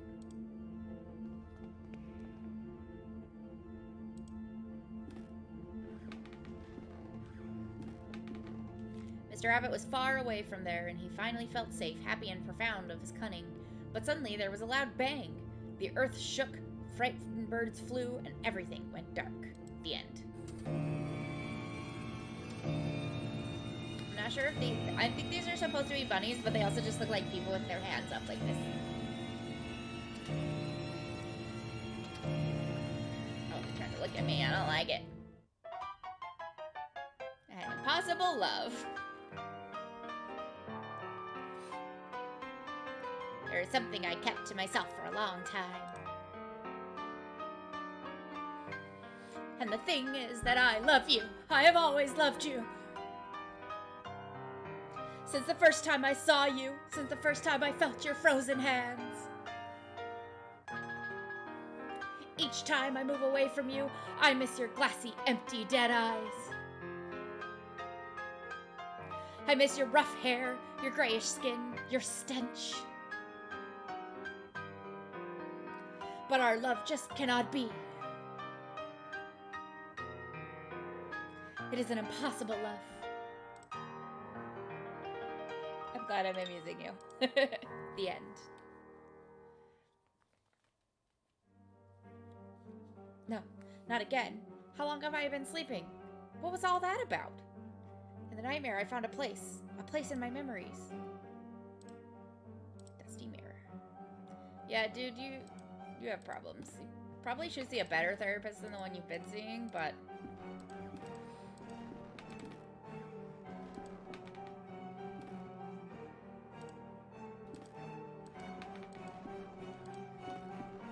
Peeking on you. Still praying. Constantly passionately playing the piano.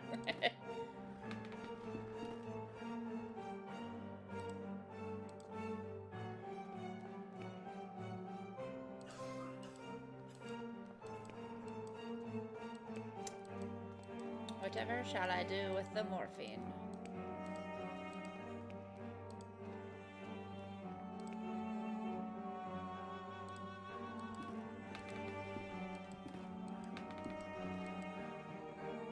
My disturbing nightmare was brought to this spot. It is the trapdoor I saw in my nightmare. From here sprouts a horrible stench. There is something down there. Let's go. Oh, boy. Did you see? Did you see? It was there just in front of me. That thing. It was screaming. He shakes uncontrollably and his body's racked with pain. There's only one way to end his suffering. Here you go, friend. Sorry.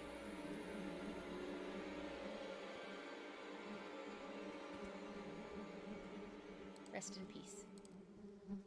Achievement unlocked, merciful! Stretchers used to carry the corpses here. Who is behind all of this?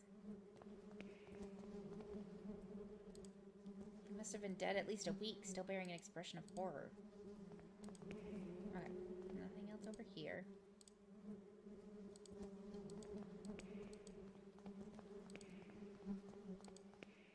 The decayed corpse of a young woman. It seems as if she has been devoured by an animal. Walls are splattered with dried blood. Ugh, the fly noises.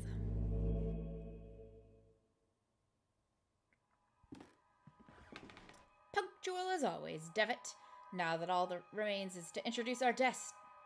You may come in now, Professor. Father Ernest! Do not worry, my friend. I invited him to join us this evening. The professor genuinely shares our curiosity, and who better to complete our group than one of the most renowned theologists? Moreover, we mustn't ban those who are willing to explore beyond the veil. The moment we have long awaited has now arrived. Please, all of you, take a seat, and we shall begin the procedure. Soon shall the door be open, and then may we finally see what lies beyond. Now I ask that you close your eyes. You will feel a momentary prick as I inject you with the serum. This is fine, I'm sure.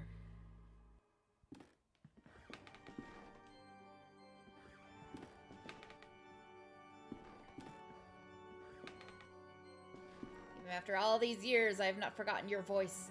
You are the fourth witness. I remember now what happened. What is it that we saw? The eye of the bird, Malaminse. What happened to us? What is it that we witnessed? You must tell me. You must make me understand what my mind cannot fathom. It was our curiosity that damned us. We opened that which should not be opened. In doing so, we shorn the veil that separated the world from his. In seeking vision, we were ourselves seen by the eye of the bird. It remembers us. It looks for us. It calls us from its dark nest, from its abominable lair. All these years I have attempted to return to it, but I have no strength left. These poor, wretched creatures are too fragile. They lack the sight to return. No one, not one of them has. Only us, the four witnesses. Who are the other two? Where are they? They disappeared as you did. I haven't heard from any of you, but I was seized by curiosity. It absconded with my faith and deprived me of sanity. Oh, Lord, forgive me, for I have sinned. Nothing remains. All that is left is surrender. Surrender to him. Gravely have we sinned, and now our only absolution is to burn in the flames. Oh, no! Malum. In. Say. I love that he just stands there and watches this guy self-immolate. Ah! This dude just casually walks in and beats me with a hammer. Excuse me? Excuse me.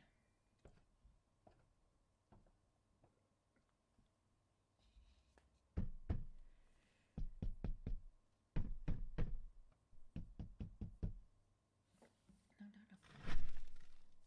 Hammering me in.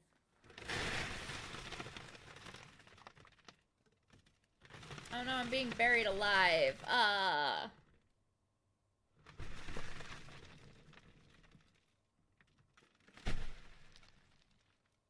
So if you ever wanted to know what it's like to be buried alive, there we go.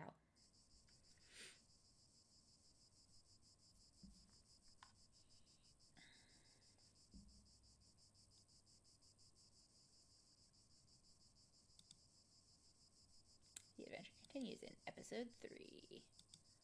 Secret from the past. Wow, the first chapter was like half an hour long, and that one was over an hour long. Hold on, I'm gonna grab some candy really quick. And then I will read to you the previously on. I have this entire bowl of Halloween candy. and I don't get trick-or-treaters, so it's just for me.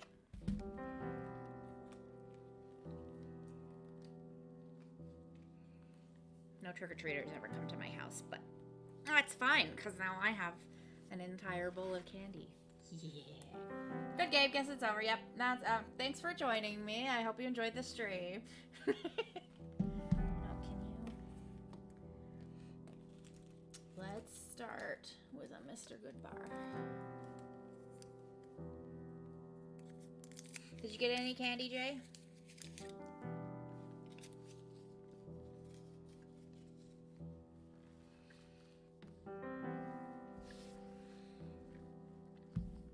After the death of his old friend Anthony, Devitt decides to travel back to the school they both attended in the outskirts of Aberdeen.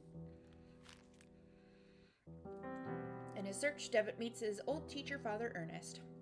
He also remembers the experiment they all attempted many years back, which had terrible consequences. Then truth is revealed. Father Ernest worships the eye of the bird, a vision resulting from the experiment. He killed many people trying to replicate its results. Those who saw the eye back then he calls the Four Witnesses. When discovered, Ernest immolates himself.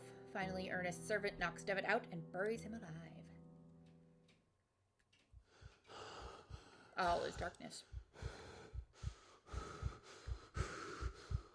All is cold.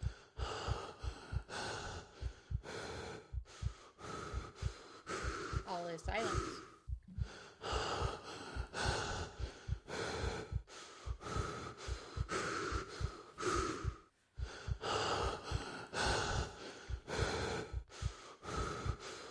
Also, I have these shoes I busted out to take pictures of my costume.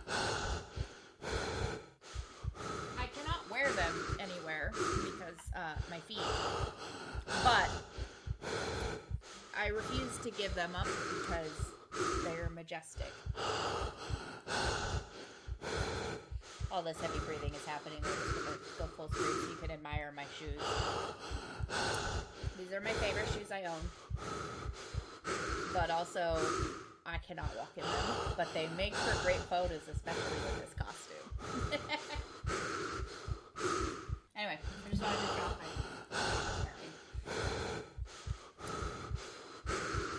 someone's giving out free candy at the comments. Yes! I appreciate people who give out free candy.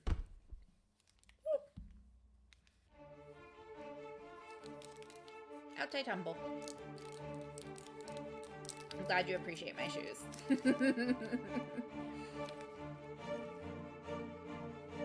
Getting out in the head of my own wing.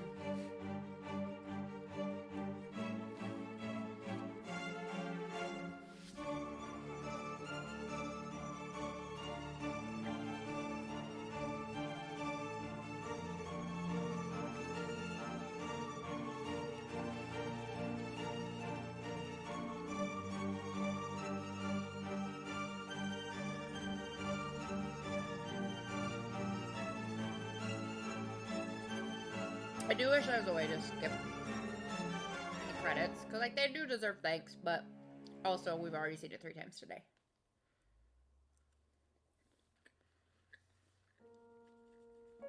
What a cold open, right? Are we wearing a mask or something? Or do we just have our arm up?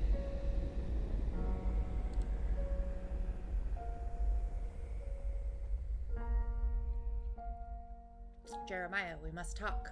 With your mother deceased, arrangements have been made regarding your upbringing. A man of my position and responsibility can't take the time to look after a young boy. First thing in the morning, you will depart for Scotland. I am sending you to study at the St. Gall boarding school in Aberdeen. You need not bother to write, as I will not have time to read your letters. What a loving father.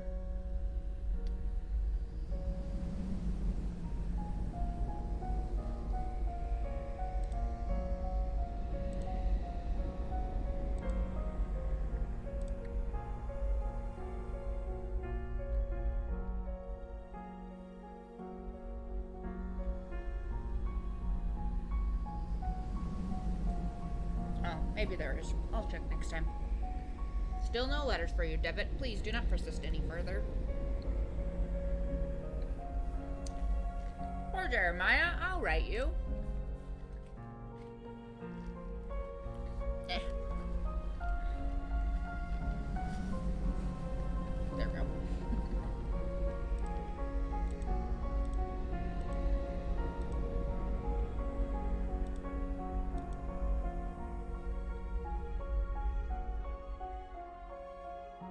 Yeah, I think so too. He's got his arm up. Pleased to meet you, my new classmates. And who is that?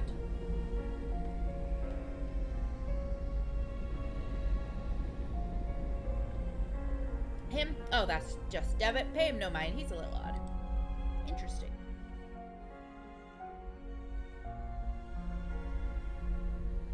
Hello, I'm Anthony. Anthony Beechworth. This is my first term here. I've only just arrived. I hope we can be friends. I can see why he would consider him a lifelong friend with the way he was treated growing up. Even though that was like all he got from him.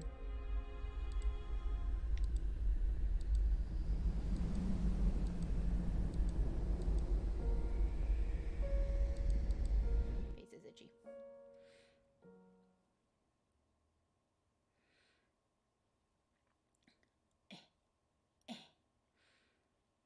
Thought we were buried alive. What is happening?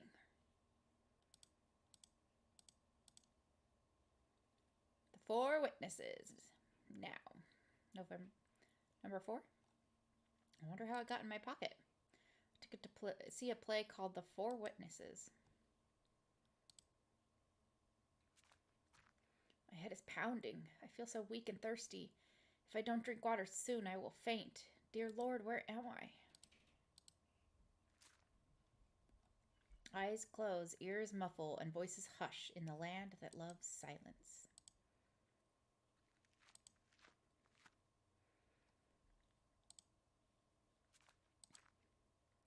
Light coming in from outside is dazzling.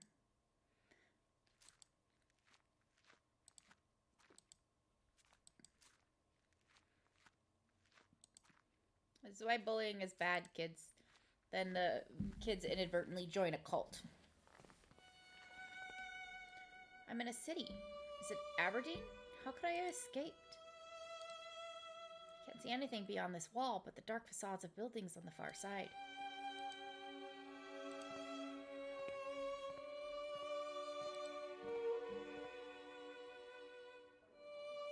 Cheapest potatoes in town.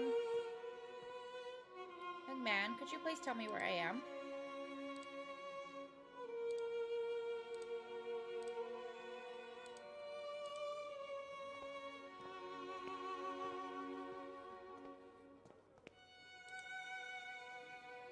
Hey, sir, could you give me some water? Say to charity, toff. I only sell to paying customers, so cough up or get out. Besides, he has potatoes, not water. There's a cart blocking the alley. I won't be able to pass until it has been moved. An indigent in ragged clothing sits leaning against the brickwork. Can I talk to him? No? A young man sleeps under a filthy blanket. Stained and threadbare sheets struggle to dry in the muggy air.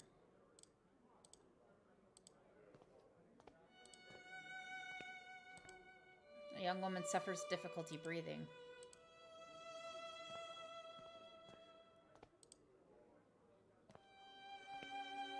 Please, I need water. Get out of here, drunk.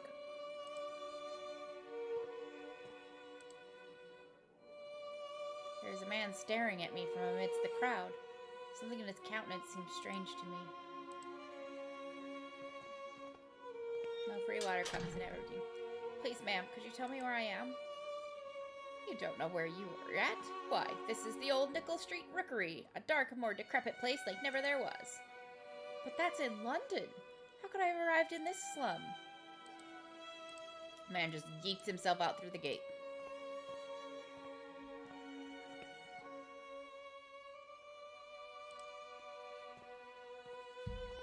The stench from the sewer drain is nauseating. Let me walk closer to see it. From the pipe flows grimy water full of soot.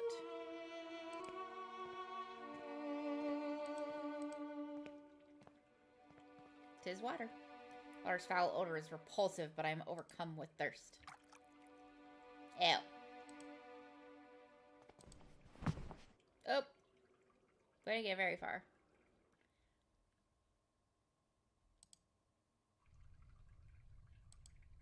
Oh boy, it. I must have fainted. It is dangerous to be in the old nickel at night. I should make my way out as quickly as possible. Well, now I can walk at a decent pace, at least. Okay. This is actually like an enclosed courtyard.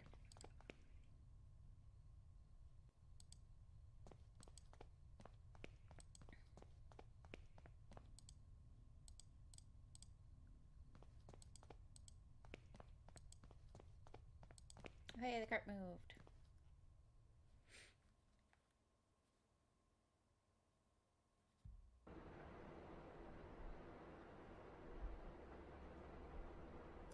Herr Dr. Wakefield is here to see you, mein Herr. Show him in, or is it about your patient? It is about your patient, is it not? There's no trace of him. He hasn't shown up for his last few sessions. I have been to his house, of course. His landlady assured me he went on a trip weeks ago and hasn't come back. He kept the destination to himself. Then it is happening as I feared. What do you mean? I'm sorry, my dear friend. I first thought of this when you described your sessions with Herr Devitt, but I did not want to upset you without need, as I hoped for the best. Now I am afraid my suspicions could be true. There are some things that I will have to verify first, though. I promise that I will contact you as soon as I have learned anything important. Please, Herr Doctor, it is of the utmost importance no one else knows of this matter. You have my total discretion. Got some shadiness going on in here. Episode 6, The Four Witnesses. Episode 6, Episode 3. Wow, my brain is mush today, isn't it?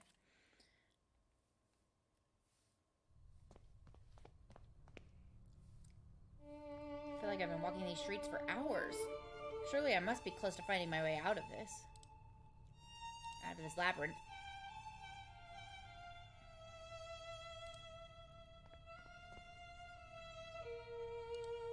Street lamp tries to put some light into the gloom. Boarded up window of a rundown house. Dust smears the glass, preventing me from seeing the interior.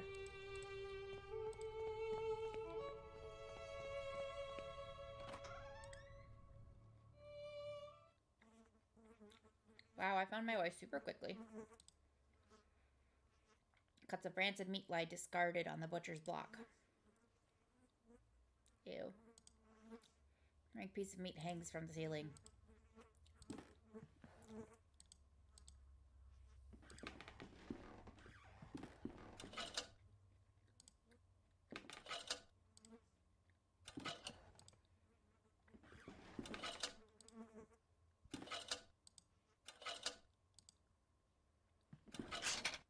Hey, I'm good at puzzles. The remains of a horse hang by a hook affixed to the wall. Its blood drains, seeping into the floorboards.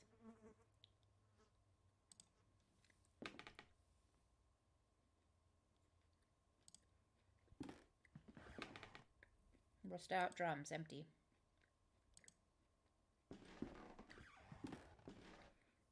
It's a bottle of gin. It's empty, but it may be of use. This machine is old and in disrepair. It appears to be some sort of filtering machine. Despite its condition, it seems to have been used just recently.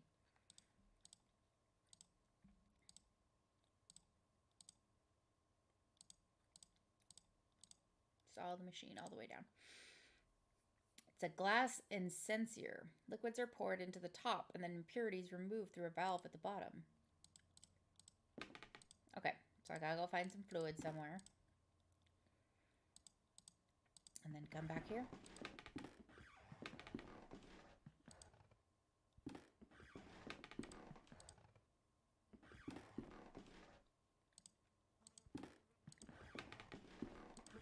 Again, I love that he's just a klepto and he's just like, oh, an empty bottle. Yeah, I'll take that. I don't know what I'm doing. As far as I know, I'm just trying to find a way out of here, but this empty gin might help.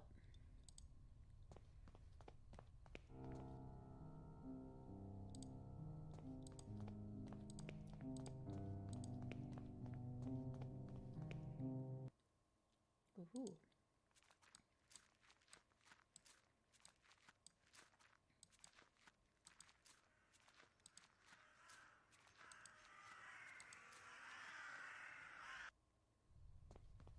Whoop.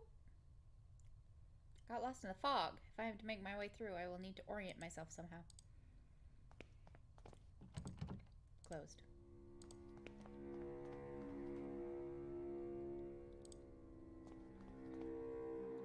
Into the sewer. Rats.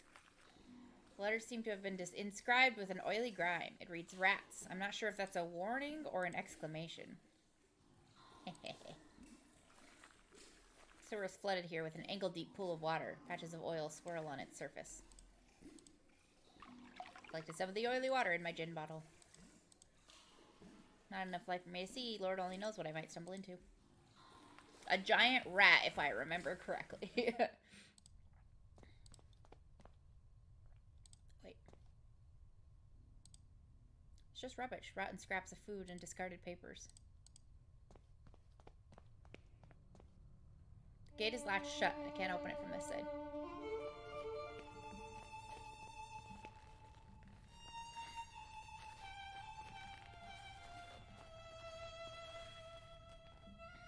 I think I just tilted the wings a little bit. There we go.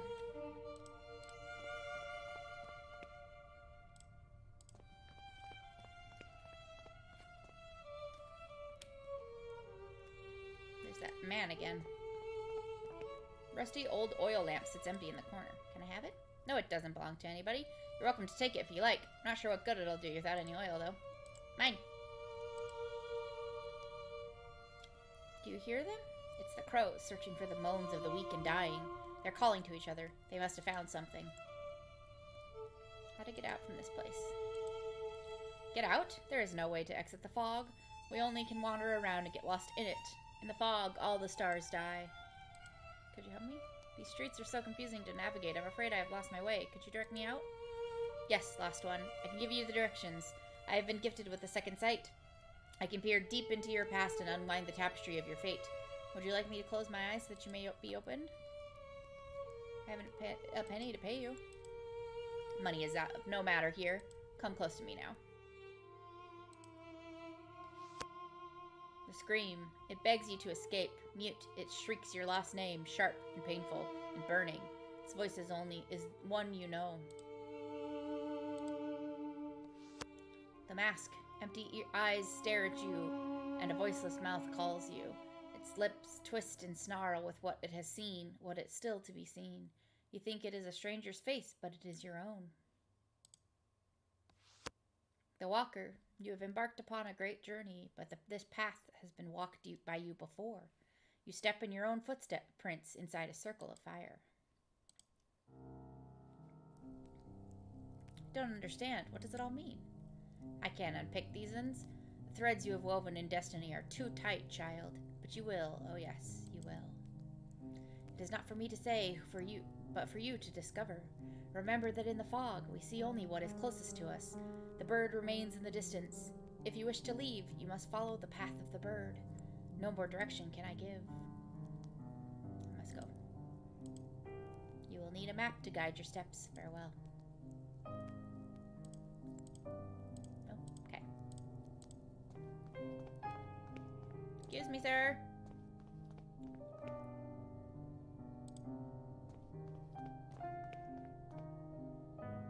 Well, before I follow you out, I'm gonna go...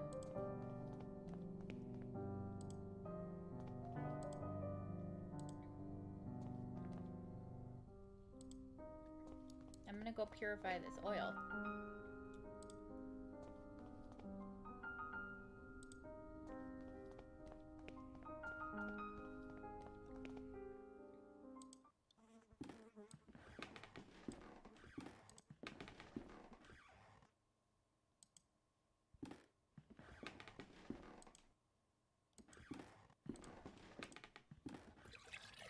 Pour the contents of the bottle into the essencer. The oil floats on the surface. When I open the valve, I will drain the water until all the water has been removed. That's it. I've extracted all of the water. Only the oil remains now. Hey, I filled the lamp with oil. I hope it will be enough to last the night.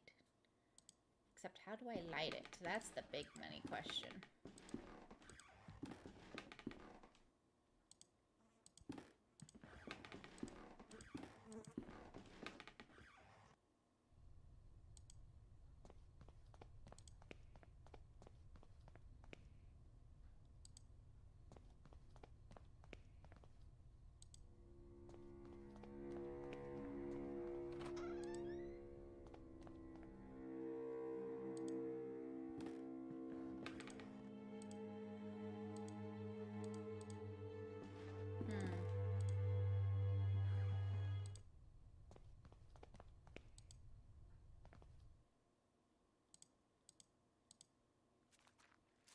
I don't know how to light it.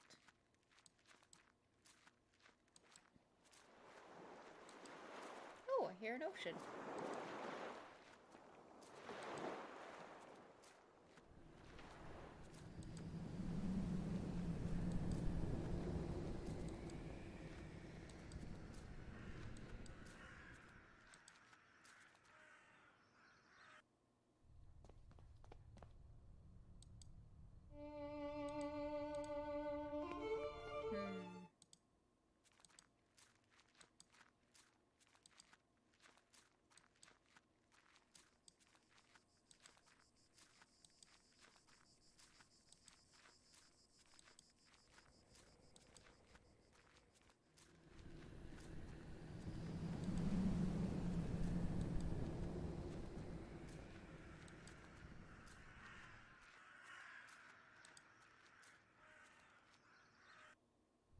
Okay, I don't follow the crow sounds, I guess.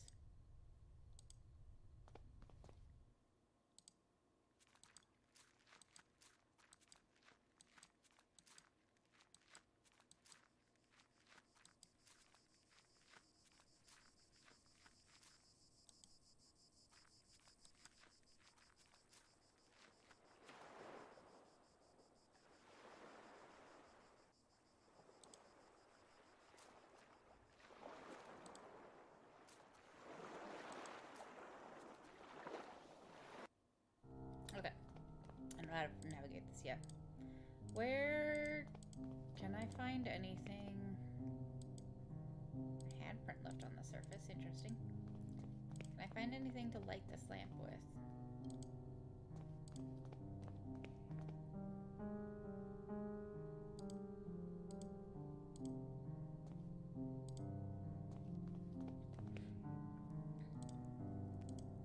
Hey. There we go. Thank you again. I'm following a man. He must have passed this way. And how is that man? Tall, well-dressed, red hair, and a cold look in his eyes. The nightmare of which we don't talk about. All of us, asleep or awake, have seen that man at some time. Alright, bye! You'll need a map to guide your steps. Farewell.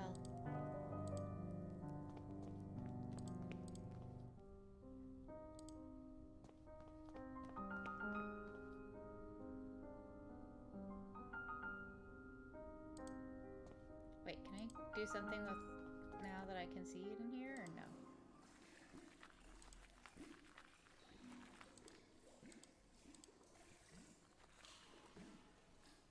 Hey. I hear a woman's voice in the distance. It sounds as if she's singing a lullaby. I did go in it. I couldn't... Don't fall asleep. I couldn't go in it at the time because I couldn't see, but now I have a lamp, so I want to go in here first, and then we'll go in the building. There's a note partly obscured by mud. I mustn't fall asleep. I hear them crawling. I hear them gnawing. Rats. Too many of them. They know I'm here. I mustn't fall asleep. They stalk me, coming closer and closer. I can see their blood-red eyes glimmering in the darkness. I mustn't fall asleep. Pile of ragged clothes caked with mud and full of holes. Is it mud? Or is it blood?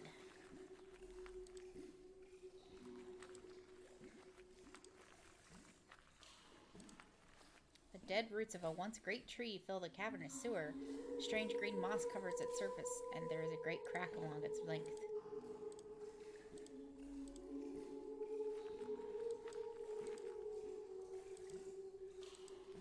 Okay. Don't seem to be able to go in there, right?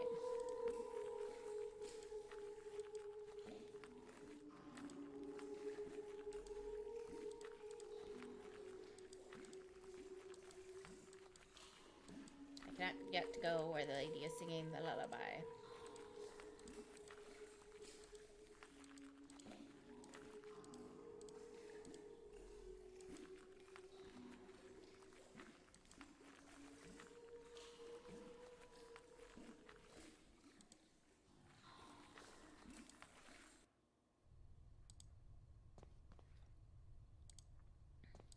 Okay, now I can see in here.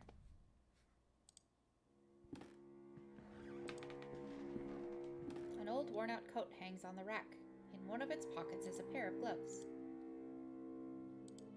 I will take those, thank you. Oops, I didn't mean to go upstairs yet.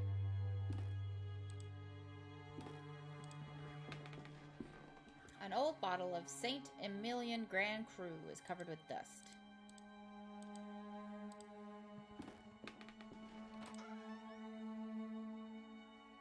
Okay. Mold covers the wood stacked in the shed. Judging by the resin oozing on the surface of this tree trunk, it appears to have been recently chopped down.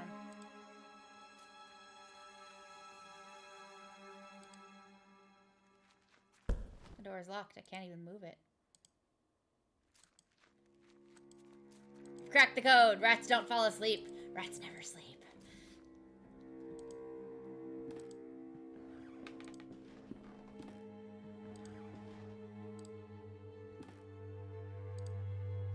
This portrait of a gentleman with a distant look seems vaguely familiar.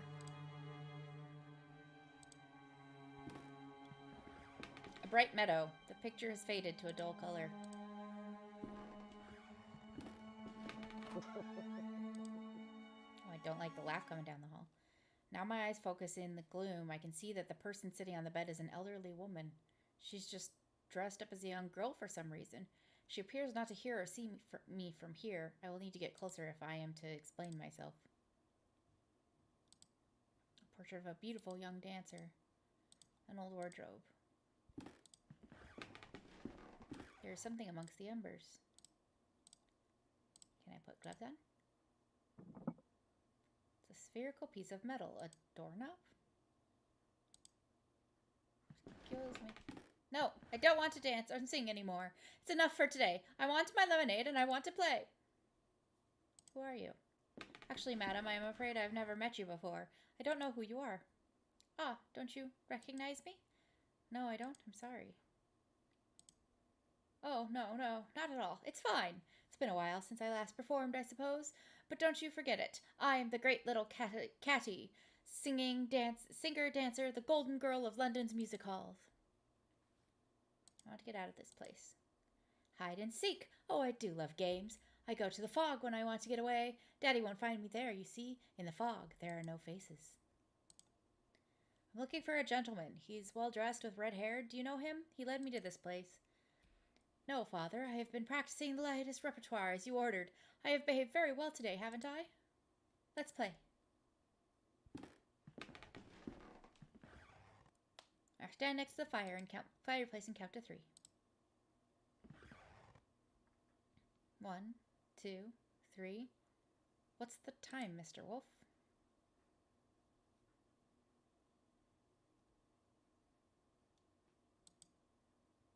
One, 2, 3. What's the time, Mr. Wolf?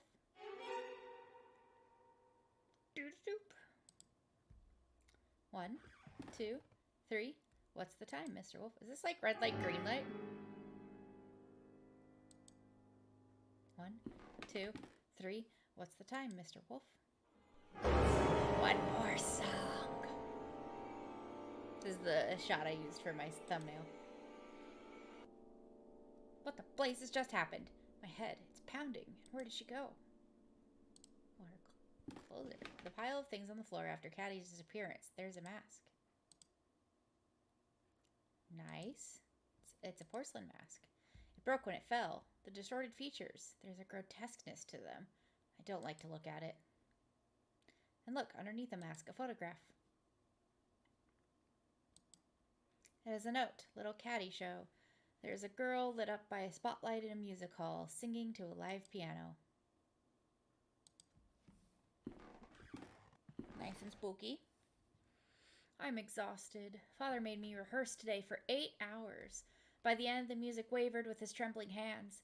It's still a long time for the day of the show, but he insisted that everything must be perfect. One more song, he said, over and over. March 8th, 1843. March 21st, 1843. Father got really mad at me and started to shout when, after many hours of rehearsal, I said that I wanted to get out and play a little bit in the street. More and more, he is obsessed with rehearsing, with concerts, with perfection. Am I not the one who earns the money to feed us? Am I not the one people come from all over to see and admire? Is my name not the one printed on all of the posters? My name! The dolls for sale at the theater entrance, they have my likeness, my dress, and my beautiful hair. I should be the one who makes the decisions. April 21st, 1843. One more song. Yes, one more. A last song for you, Papa. Cool, cool. Murdered her dad. Can't say I blame her all that much.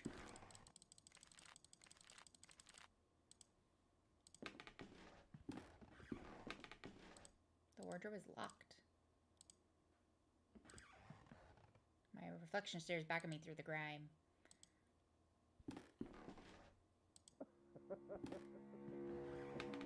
The sitter is a strikingly beautiful young woman.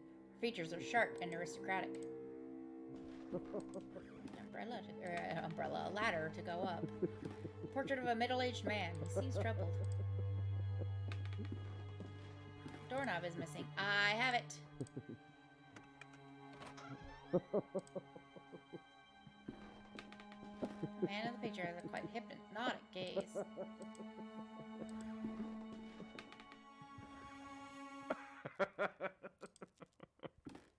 Wooden planks are blocking the window. I can only see part of the outdoors. A big wall mirror. It's so covered in dust that I can't recognize my face through. Laughter is coming from behind the curtains. I can faintly see the outline of a figure on the other side.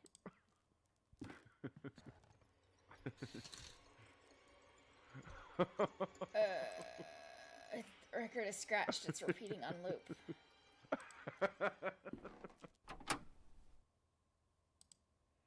It's a porcelain doll with lifelike proportions. The face has been removed, leaving her featureless, but its wig shines brightly as though of human hair. I have to fix the mask first. Nice and creepy.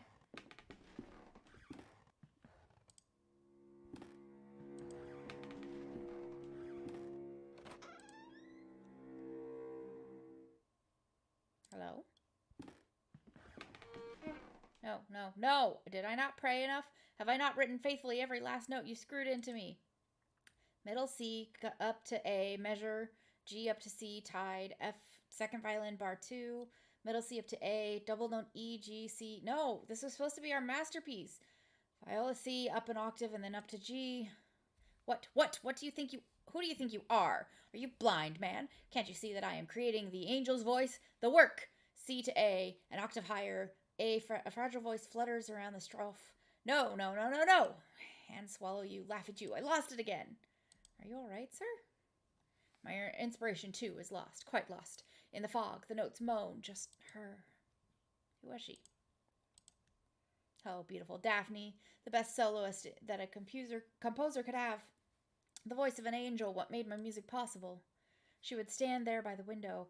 The wind caressed her cheeks. It danced in her golden hair. Her dress glowed like an ember in the dusk sun. What happened to her? She was very delicate, like a flower in the desert, like a petal in the storm. The sickness, it just swept her away. Her voice, my God, her voice, it came from heaven.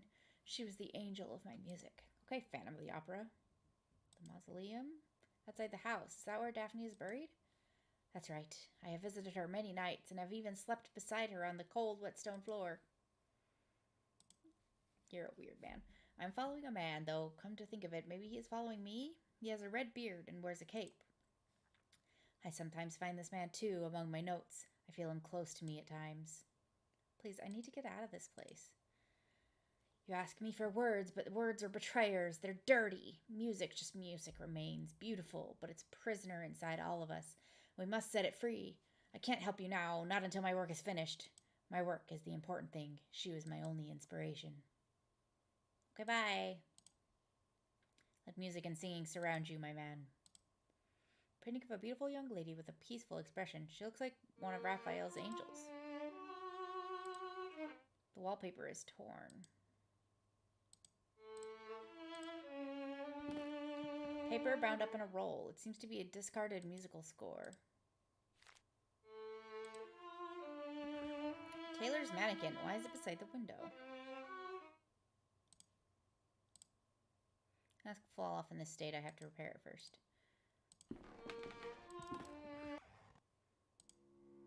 Okay, where'd the ladder go?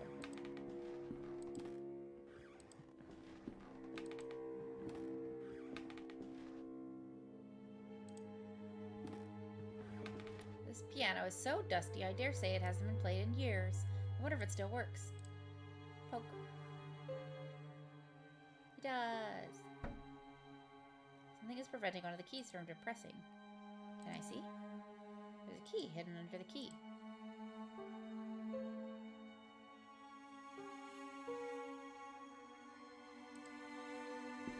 Looks like the lyrics to a song entitled The Last Song for You. The verses are scrawled so poorly as to make them illegible.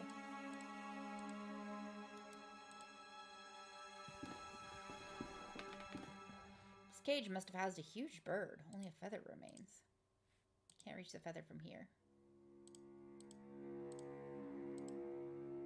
I could absolutely reach through those bars. This is bull.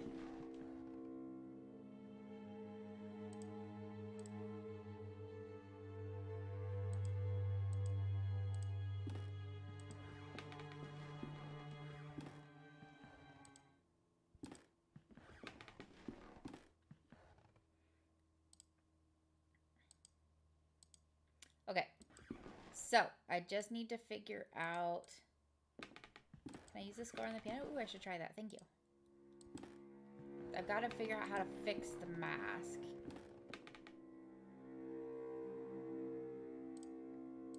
Nope. Good thought, though.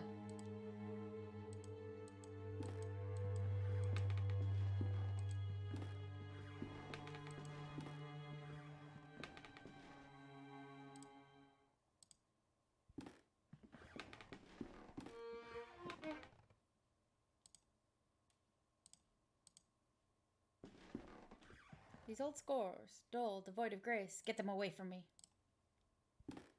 Okay, I have to figure out a way to fix the mask.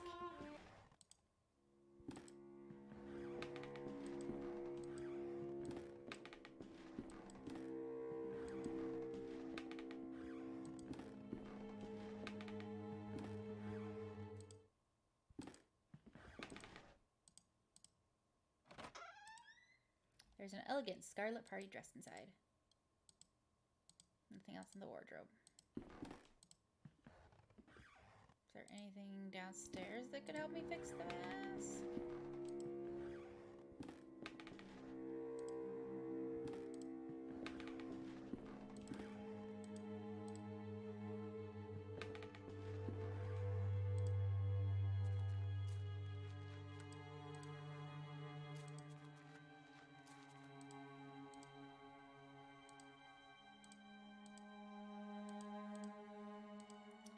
Okay, there's resin here, but I can't just pick it up with my hands.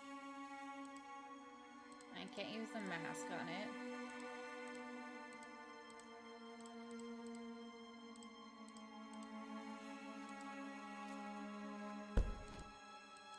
So there's another tool somewhere to get the resin.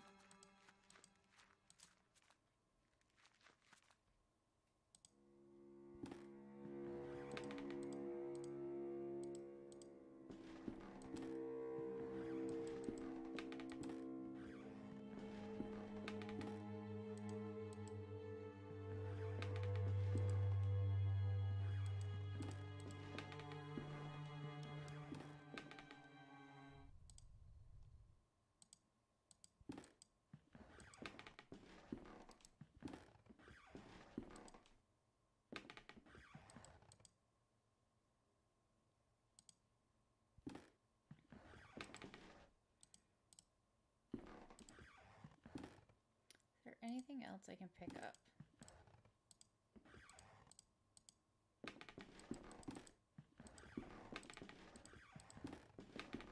No, not in here. This room is well and truly empty of anything useful.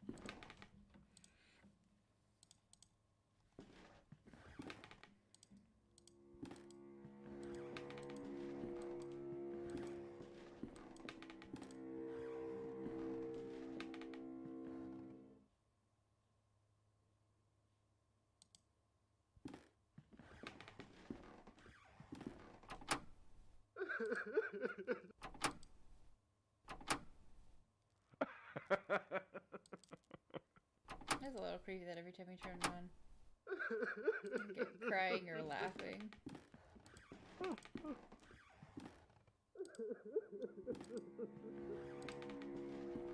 wonder if I can use the score to get the feather. If I blow through the paper roll, maybe I can manage to make a feather fly. Hey!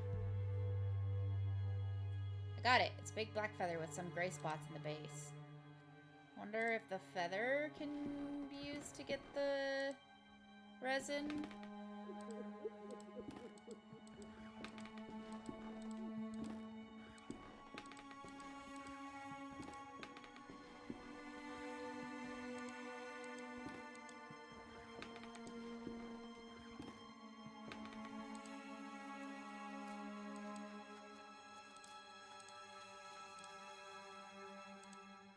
Yes. Managed to cut the feather with the resin. I've stuck the pieces together with the resin. This face, it reminds me of a girl from one of the paintings. Hey.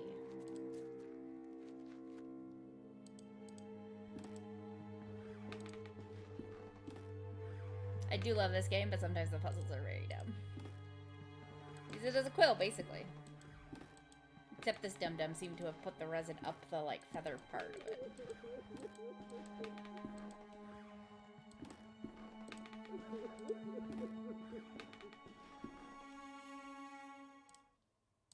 The mask. Yes, just right. Looks more and more like the young woman in the painting. And a dress. Daphne, you're back! Are you a figment of my melancholic mind? Are you the ghost of my dying music? No, it doesn't matter because you are with me again, and I now know exactly how to compose my masterpiece. Please, take my violin. Now that I have completed my work, I no longer have a use for it. It needs to be with her. Go to the mausoleum and place the violin where her heart lies. The angel of my music will guide you. Here, take the key to my mausoleum, my friend. Okay, bye. Like for the Simrung.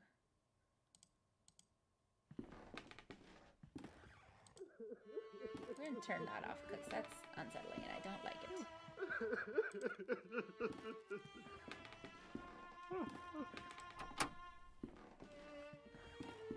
Let's go. I like how chunky this violin is in 8-bit. It's very funny to me for some reason.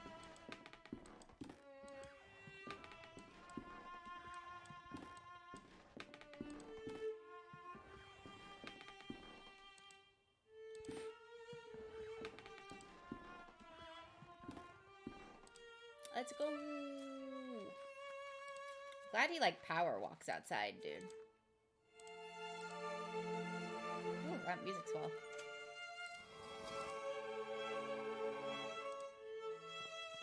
Here lies an angel. Great pity must be felt for those who did not hear her. Pity for those not blessed by her naive grace, nor not shaken by her heavenly voice, trembling their souls into divine ascendance. Here lies Daphne. God rest her soul.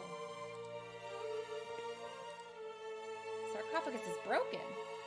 Where on earth is the coffin? Who could have done this?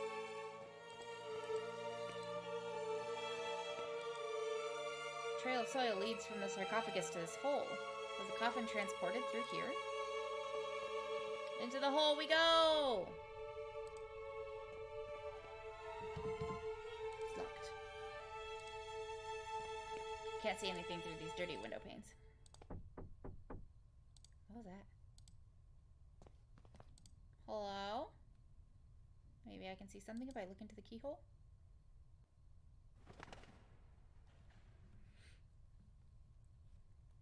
Darkness there and nothing more.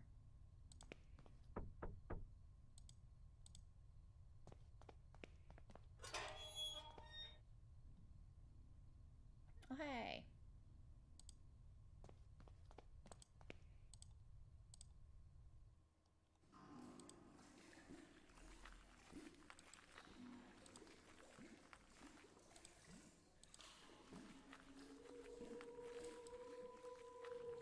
Is she alive?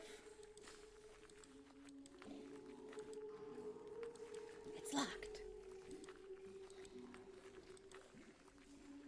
Shout out to Koi, wherever you may be.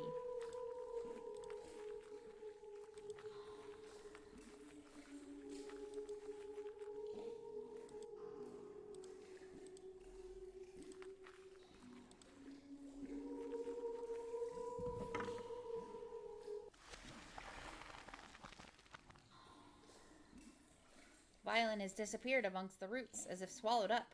The trunk seems to be expanding.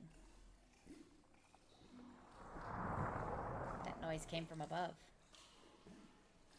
Let's go!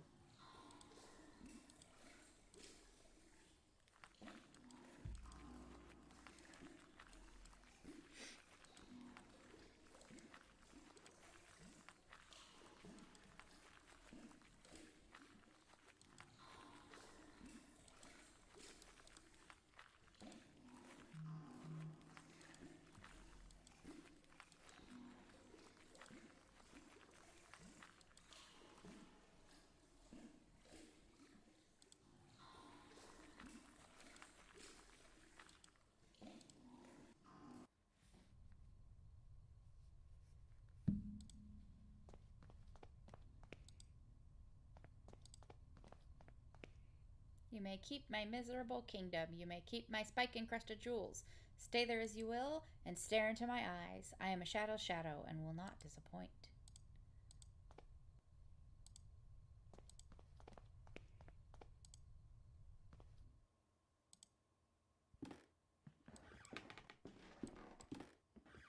I wonder if there's anything left to do in here. I don't know for sure.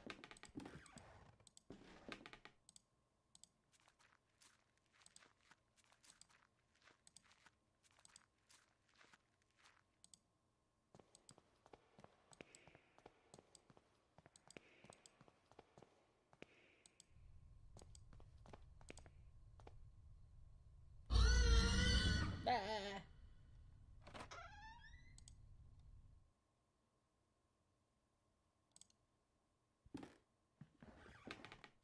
With the help of River, the naiad Daphne hid from the sun in the shadowy mists. She changed her skin for strong bark, so her heart was forever concealed, her dance frozen in the rustle of 1,000 leaves.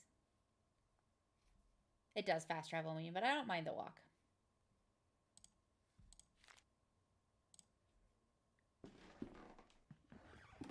Books with unpronounceable names in dead languages. A lot of dusty books. Anatomy, history, science.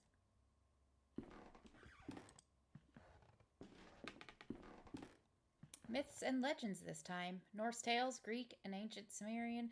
Others that I don't recognize. Some of these scripts I've never seen.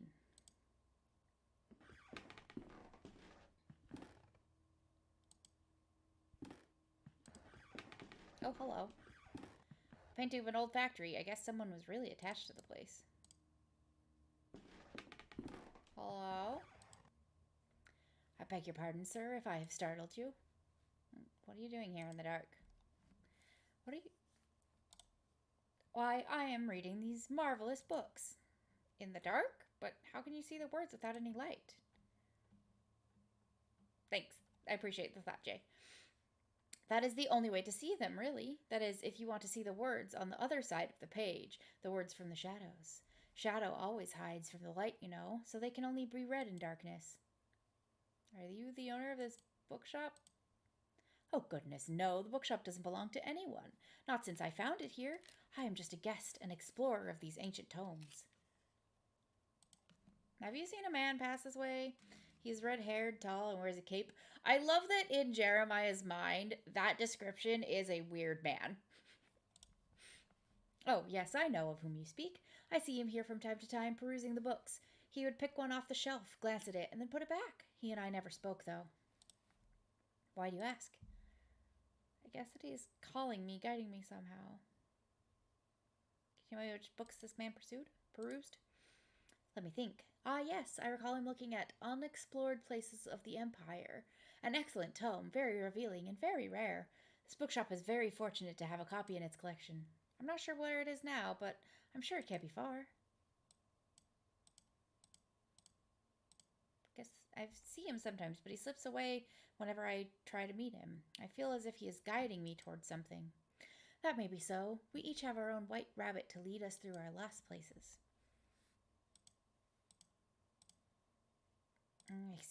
Pardon the interruption, sir. I will leave you to your reading. Large collection of books.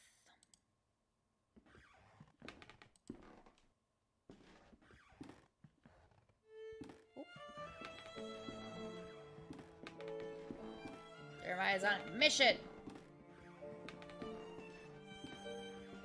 The tree has grown. Some of the branches have crashed through the window and into the street. Hold on, before I go there. On the ground lies a book entitled The Songs of Zyla. A page to which it was open has been torn out, but the remaining fragment identifies a song titled The Search for Simurg. This is the second time somebody said Simurg. I thought the dialogue option about him is usually just weird man. First couple of times it came up, I interrupted. Yeah, same. I was like, you're weird, man.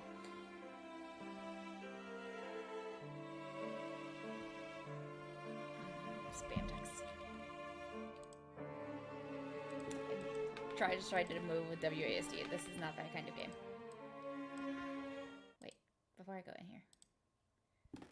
Make sure there's not something else to see.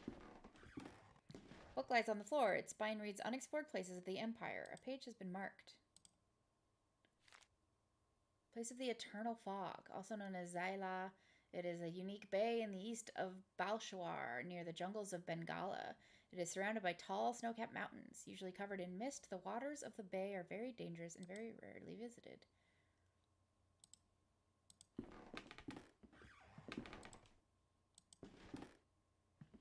Okay, so I'm glad he went back.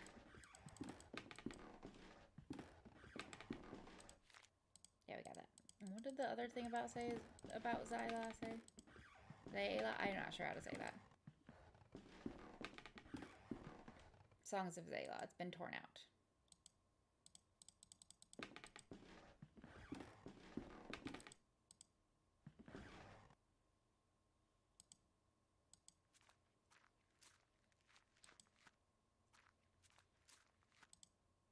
Cracked wall. A long green vine has gone through it.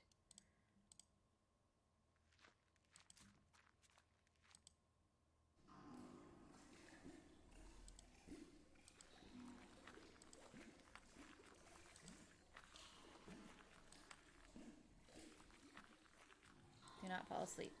Okay. So we're back here then.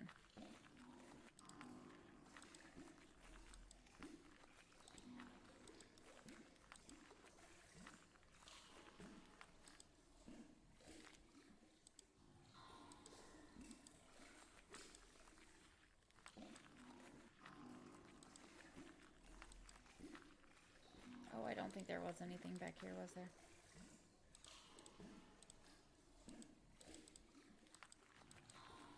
Yeah, okay. I have to head out again.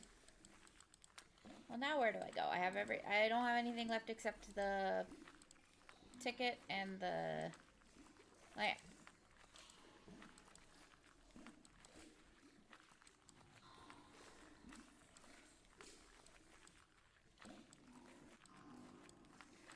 One of these times going through the sewer, I'm going to run into a giant rat. It's going to be great.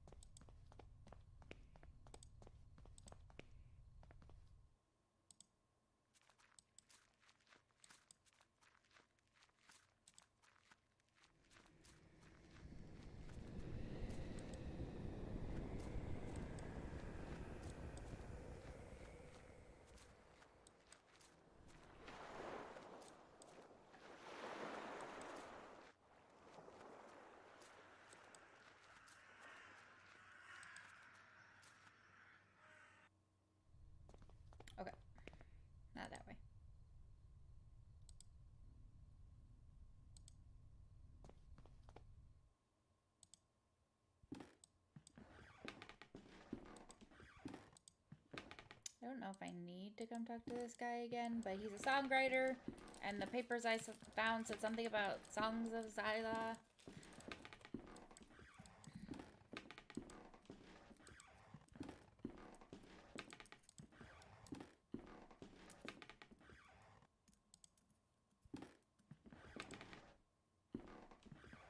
What is the Simurg? It is what the crows are searching for. It is what you search for too.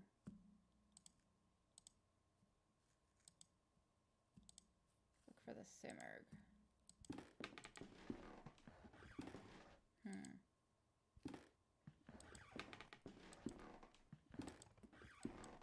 Like at this point, I don't know where else to go other than just through the fog, but I don't know how to get through the fog just yet. I feel like I missed something.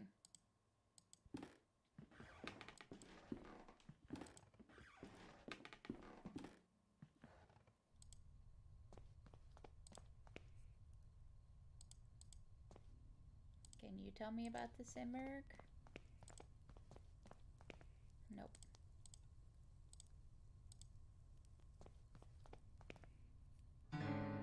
Oh. Branches and vines have burst out of the wall. There is a parchment captured in them. On the page is a strange poem. First into the wind, they sought for the king, but lost were the birds. They wept in suffering, and flew to the sea, compelled by a need, found the silence. Okay, so wind, birds, sea, silence. Oh, hello. I knew I was missing something. I'm glad I finally found it. Come back.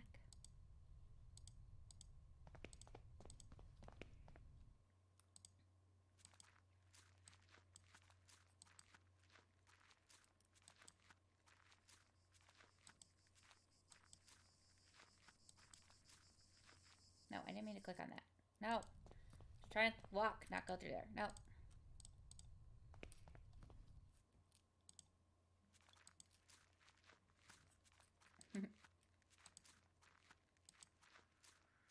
Thanks for the quick reference, Jay. Teamwork!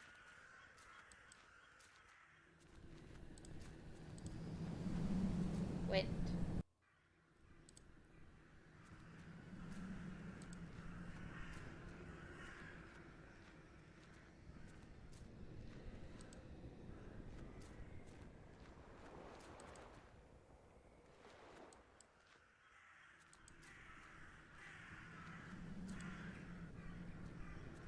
Birds.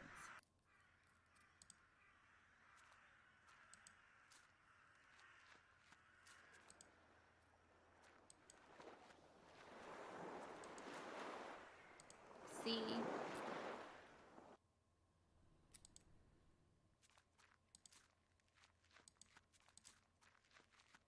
Seems pretty silent to me. Hey.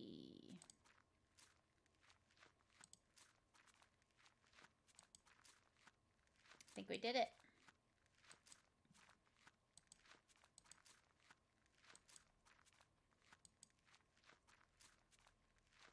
Come back.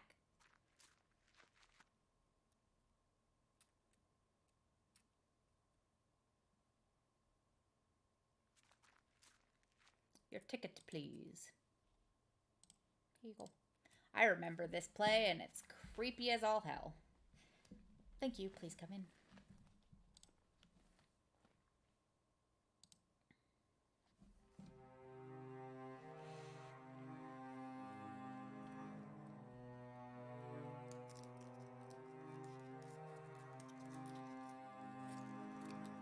And one of the statues is destroyed because Jeremiah, not Jeremiah, whatever his name is, our friend at the beginning of the game, killed himself.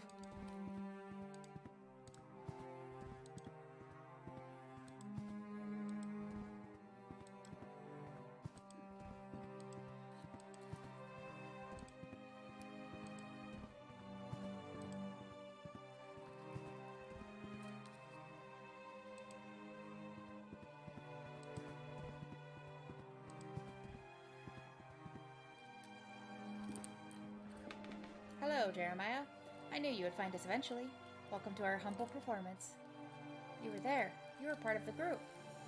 You don't remember my name, do you? I am Alexandra. What is all this about? What do you want from me? From you? Nothing, dear Jeremiah. Yes, Anthony, thank you. It is you who came here searching for answers. Yeah, because Anthony made me. It's the same as when you joined our group. We each came with our own reasons. Do you remember yours? True philosophy. Indeed, it was our thirst for knowledge that drew us together. No one waits for us out there, Jeremiah. There's no one who will care for us when our hour comes. We had been alone until now. How did I end up in London after being buried in the boarding school? The bird protects us. It is by his design that we should meet again, but we are not the only ones who take shelter beneath his wings. His influence and power is ever expanding, ever reaching. Do you not feel him beckoning? I only want to wake from this nightmare. This is no nightmare. It is a show, a performance. The truth we seek lies beyond the curtain. Now we have crossed the point of no return. The lights are on, the stage is set, and soon you shall meet the actors. Welcome.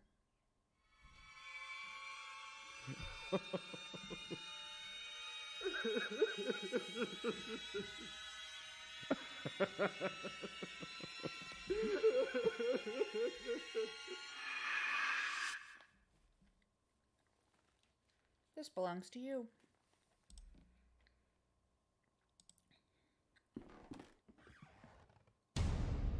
Dum dum dum.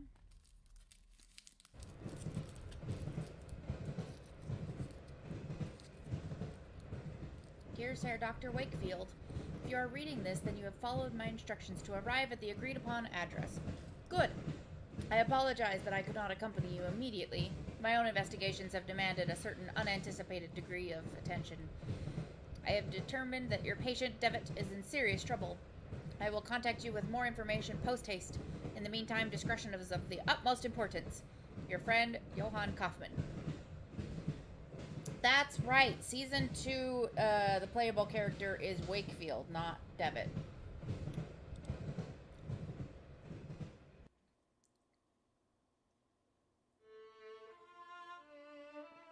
Achievement unlocked. The truth behind the curtain. The last story of the Four Witnesses was published on October 18th, 2013. Man, so it was 2013 that I started playing this. So yeah, 2014 would have been when I finished. Stop making things emojis. I feel that way too every time I'm talking to somebody on Facebook Messenger. I'm like, no, I want my symbols. Previously on The Lost Door. After escaping from his burial, Devitt finds himself in a cellar off London's darkest slum, the Old Nickel Rookery. In his pocket, he has a ticket for a show called The Four Witnesses. Devitt walks through the misty streets, following a strange man who seems to guide him. He learns the legend of the Simurgh, the king of birds. Following its trail through a dreamlike land of fog, Devitt finally meets Alexander, a member of the secret group Devitt and his friends had at school. Alexander welcomes Devitt and speaks of an entity called the Bird that has been calling them ever since the experiment they conducted back then. Dun, dun, dun. There is no turning back.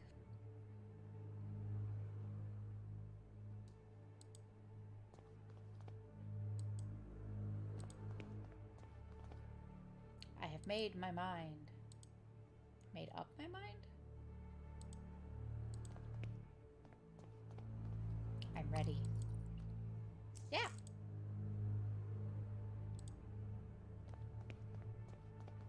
Go on, do it.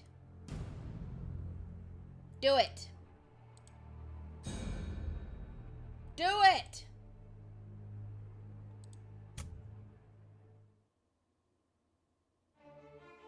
Hell of an opening.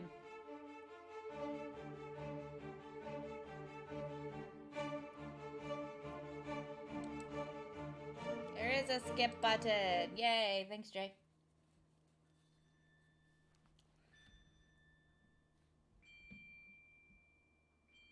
I'm getting a nice highlight from the sun across my neck. Can you see all these stars twinkling in the black outer abyss? All the constellations traced by human eyes in long distant eras.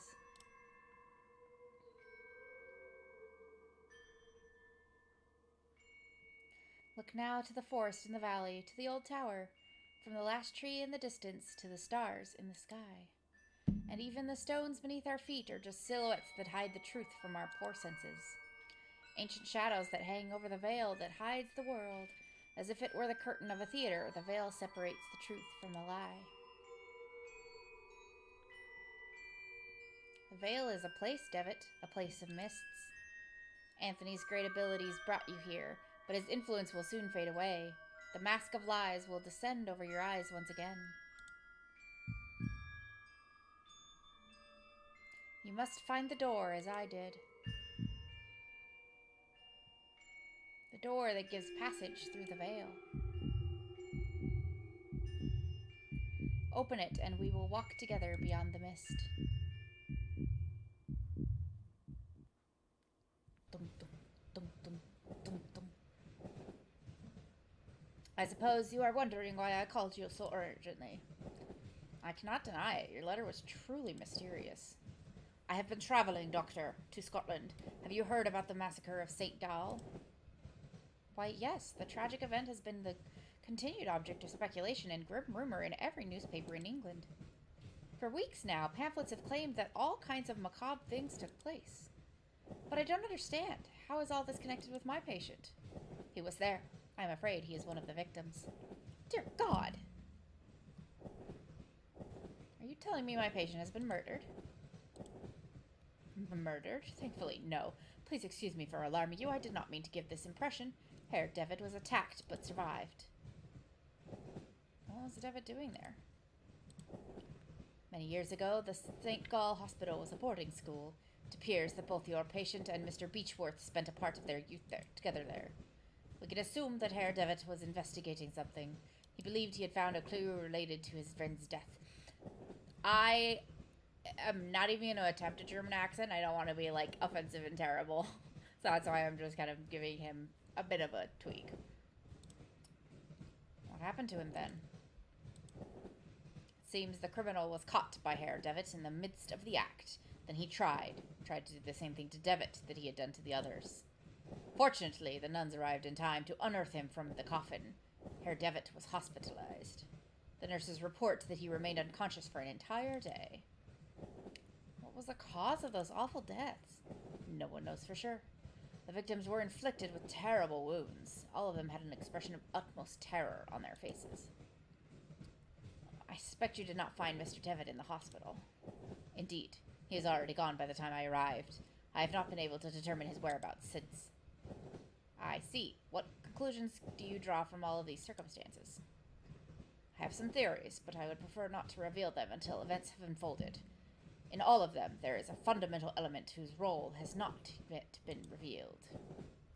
And what leads you to this conclusion? It is something that the Holy Sisters found beside Herr Devitt within the coffin. An empty hypodermic needle with traces of an unknown substance. Interesting.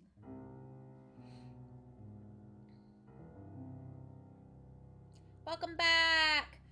Basically, the two doctors just gave us a rundown. The German doctor, the guy, the groundskeeper at the hospital had attacked him, and sealed him up in the coffin to kill him, but the nuns came along and stopped him. But Devitt was out for 24 hours and then was sent to a hospital, and they had there on a train. But by the time they tracked him down to the hospital in London, he'd already left. So that's how Devitt got to London.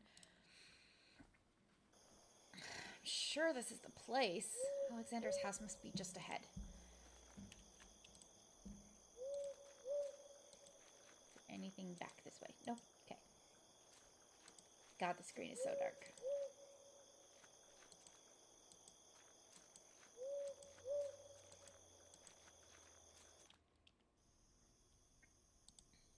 There's a large iron bar latching the door. Can I move it? Quite odd that the door was latched from the outside. Let me see what's on this side. latched. I can't open it from this side. Let's go see what's in there before we go in the house.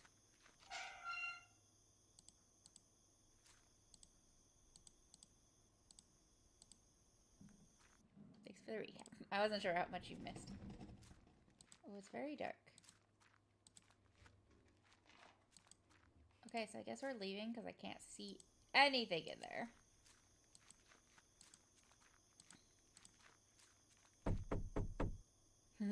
Legit.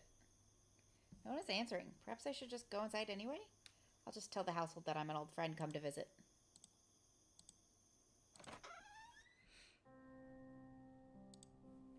Strange woman stares down at me, glaring with a silent reproach at my intrusion.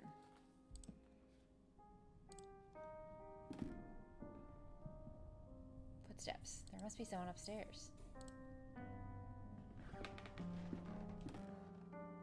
Well-crafted grandfather clock, but it seems to be out of order. One of the hands is missing.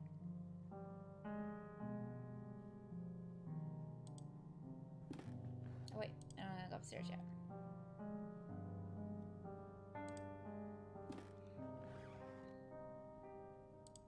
It could be Pevensey Castle, but in this painting, the garrison is not in ruins. A couple of old teacups sit on the table. One of them is still full and still warm.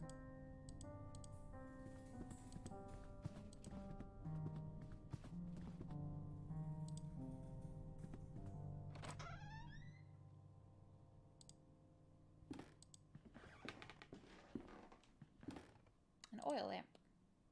Mine. Just some old bottles. I saw something. It's not. Hehehehe. The cellar is locked. I need a key to open it.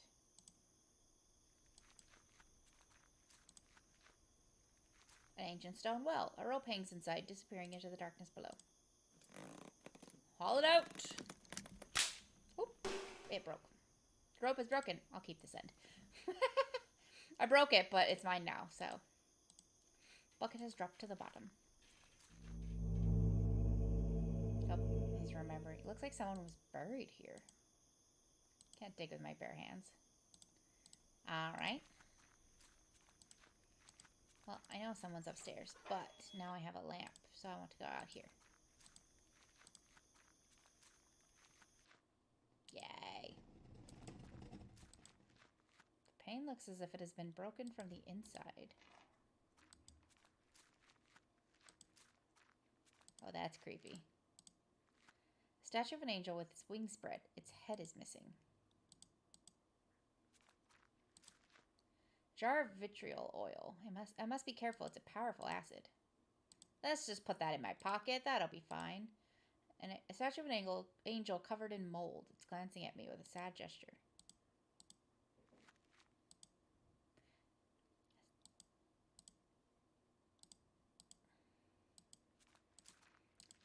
Let's just take this bottle of acid. It'll be fine in my pockets, right?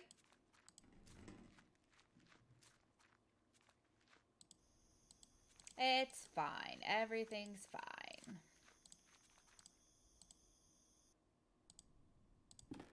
Now we can go upstairs. Hello? Silhouette of a man. It bears a strong resemblance to Alexander.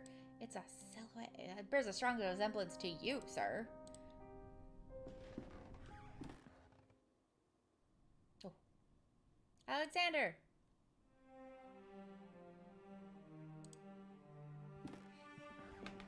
There's a scribbled annotation in this piece of paper. In this piece of paper, not on it. The veil is something we sense in our innermost being incessantly. In vain do we waste our lives, craving to tear through. It is Ilathal, the curtain beyond which the great wings beat. Inside its ancient mist inhabit the shadows of those who left. Go wrong, absolutely nothing. The table holds nothing but a box with the description, laudanum, to be taken in case of anxiety. It is empty. Same, dude. Same. Cuckoo clock is covered with dust. It seems to be missing an important piece, the bird.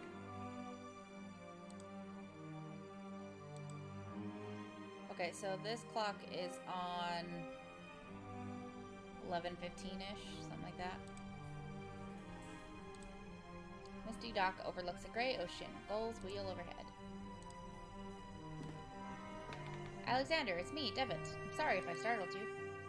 Why are you sitting in a wheelchair? Is everything all right? Are you hurt, maybe? Can you stand? He is staring blankly at some distant point, as if he has not heard my question at all. Did you take all the laudanum, Alexander?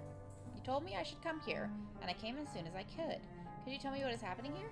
He gives no answer, but persistently stares at something nearby. He appears to be in some kind of hypnotic trance.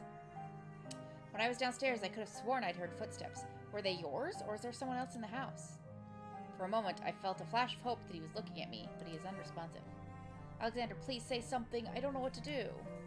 Don't understand. Just what happened to him? He took all of the laudanum.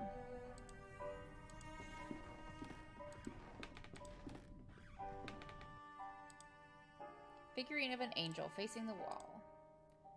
Fine painting of the local Roman structures. They somehow seem more ancient in this depiction.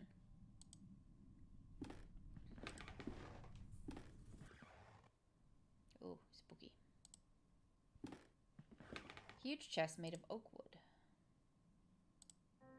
Portrait of an old man, maybe a ship captain? It looks like he's trying to guard this chest with a stern glare. There's blood on the floor. Camera tripod. Pictures hanging from a cord. They look as if they were improperly developed. You can hardly distinguish anything. A basin with a copper drain.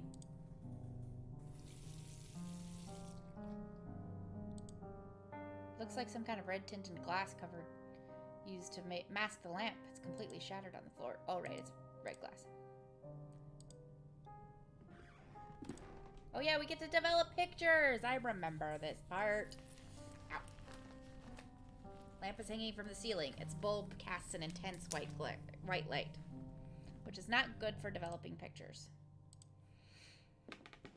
The image of a couple wearing rat masks at a festival. Delightful. Glass jar containing a yellow substance. The label reads cyanide. It is a big book of home chemistry recipes. A few pages have been bookmarked and some articles are underlined.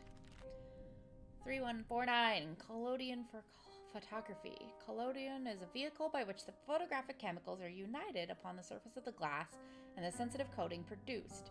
Many formulae are published for this article, to which great value is attached, some supposing that it is to peculiar composition, belong to principal causes of failure or success. This is only in a degree true.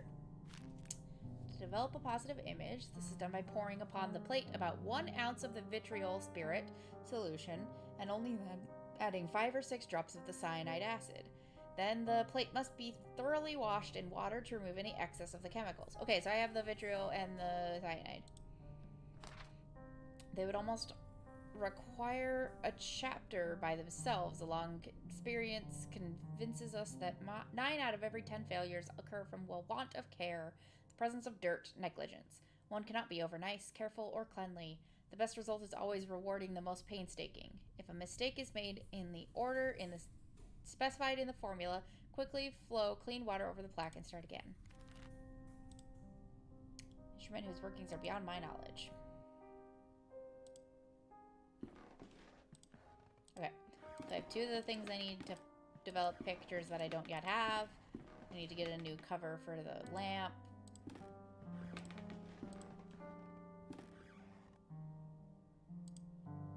A bust with his face turned around. All of the, statues have their faces gone or, facing the wall.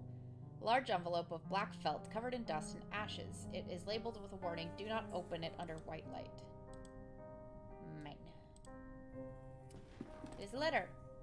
Dear Alexander, I have excellent news. A contact from the university has given me access to a 12th century alchemical tome containing an amazing formulary. There is no doubt that sometimes mere contemplation takes the mind to places that otherwise it would never have visited.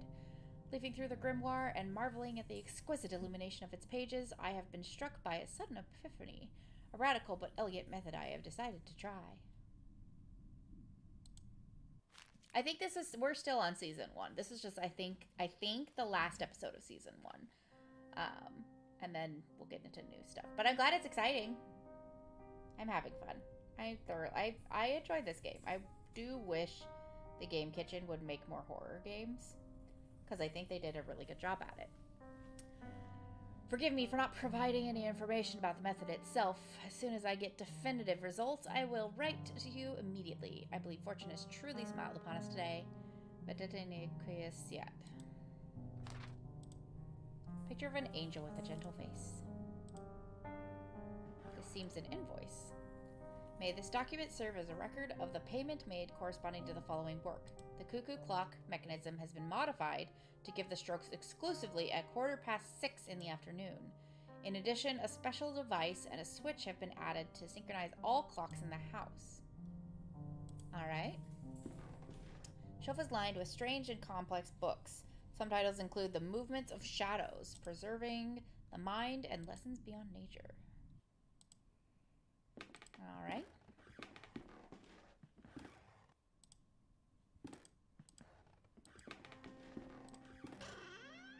There's a large iron hook inside. August 5th, 1887. I can't work in the basement anymore. Those wretched sculptures. I feel them stalking me in the darkness. I know it is not possible, but I can hear the crunches, the flapping wings, stone grinding on stone, their frozen paroxysms. With what diabolical art were those gestures conceived? An eternal movement, attention, an impossible struggle to get back to life they never had. I might place them outdoors in the greenhouse and let the mold devour them and wasps make nests of their hollow hearts. So we got weeping angels in the basement. Cool, cool, cool. Got a hook.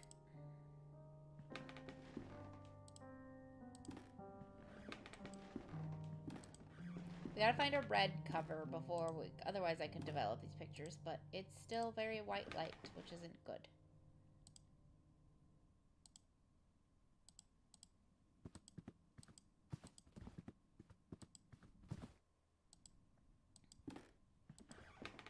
There's definitely nothing this side.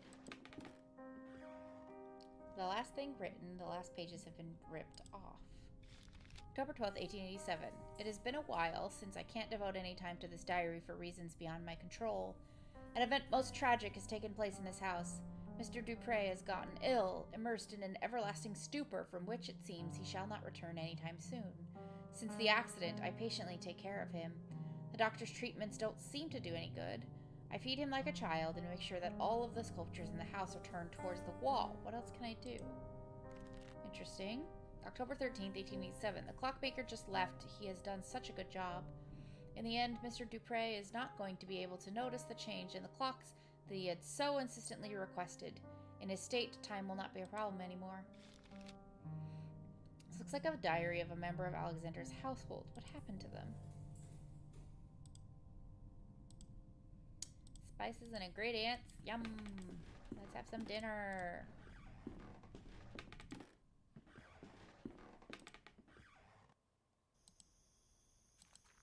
Alright.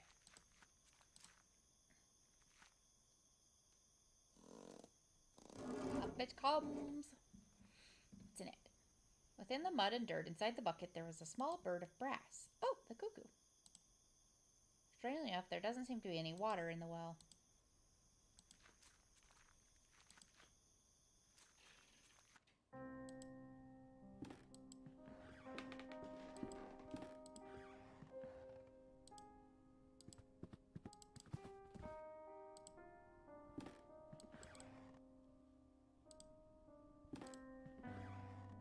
Alright. Little brass bird, when shaken, it makes a noise as if there's something inside. Interesting. The bird fits perfectly.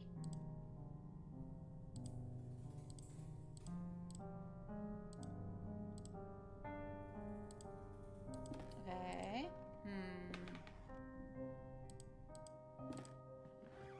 So I have to do something with this clock, but I don't know where the other hand might be.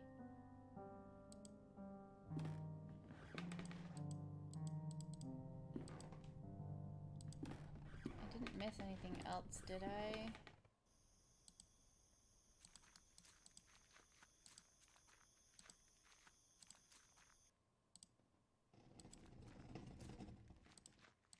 there's a lot of noise.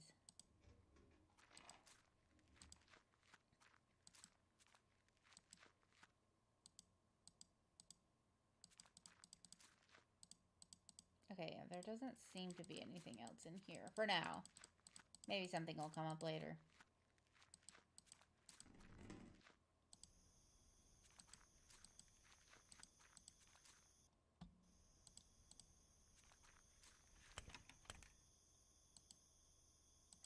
I bet the key is in the cuckoo.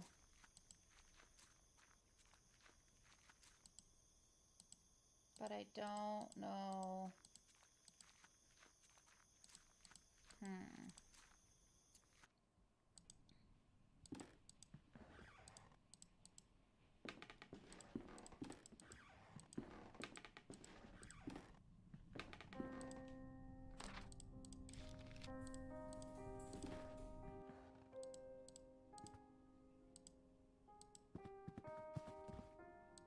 This house is just so dark that it makes it hard to see if I'm missing anything.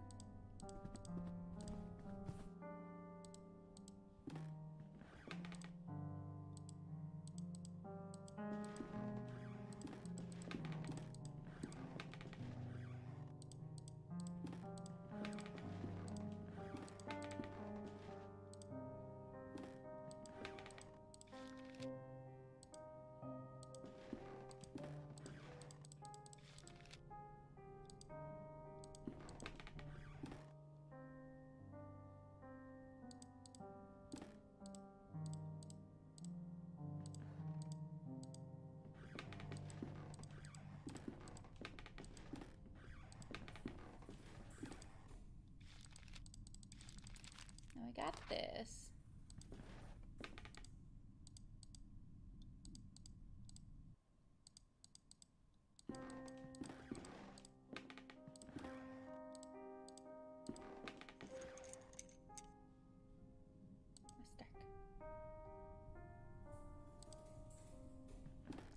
Ooh, is there something I can dip the light bulb in since the cover's broken?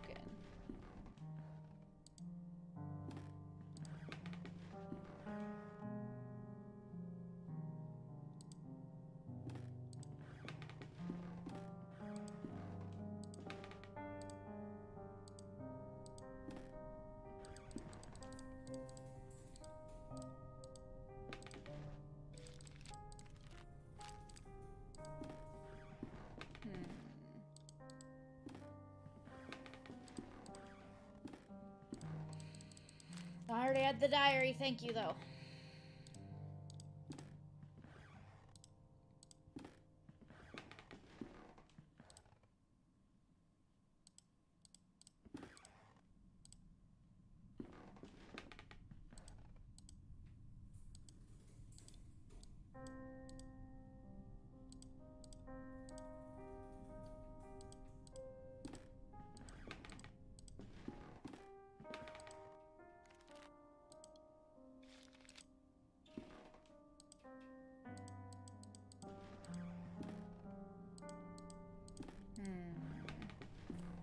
I'm in another one of those positions where I know what I need to do, but I don't know how to get there. You know?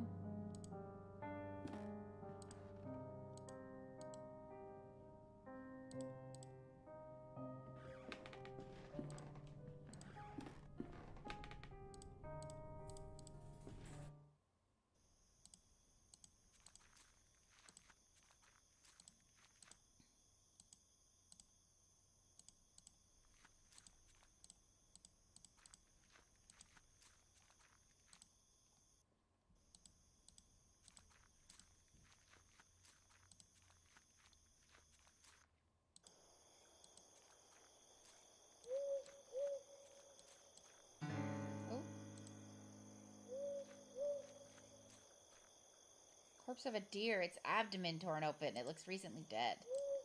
Well, now I can turn the light bulb red.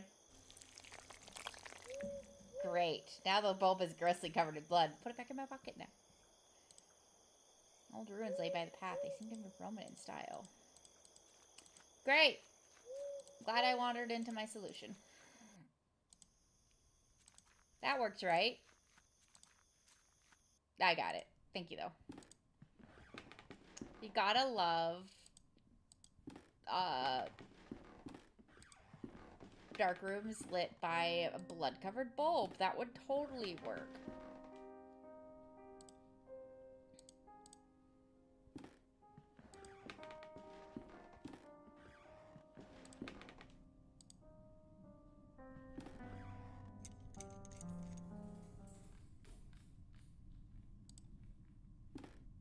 The image just faded out.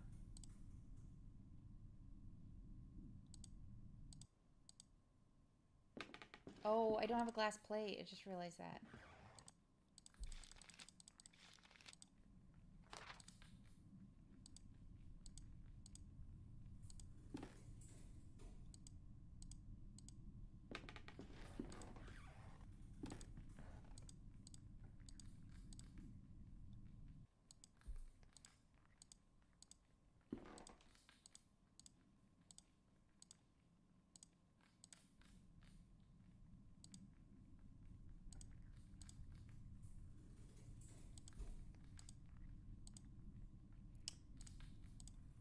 Okay, so it's got a glass sheet and photographic plate in the envelope. Do I just need to put it in a suitable place to work? Where?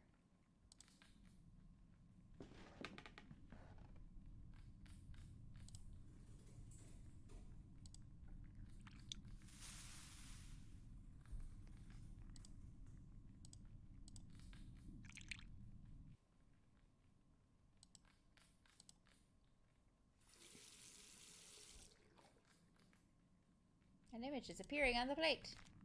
It's a photograph of Anthony and Alexander. Yikes! Let's go! It's fine. This is fine, right? The light bulb has exploded. The image is back in the frame.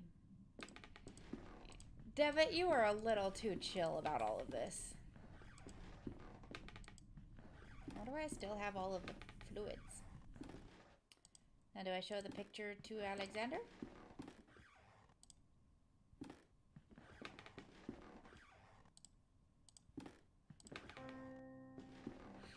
Alexander, do you recognize this photograph? Take a look. It is you and our old friend Anthony, and there is someone else blurred in the background. Who is the third figure? Does he mean something to you? The bird awaits. It's like moving his neck. Piece of clockwork, a hand. Alright, now let's go put this on the clock downstairs.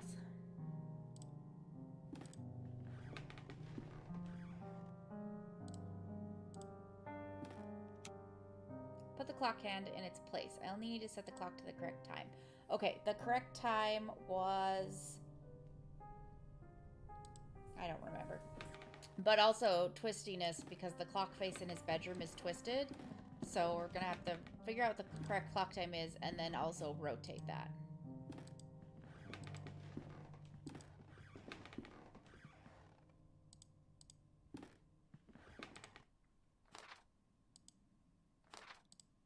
Okay, that's not it.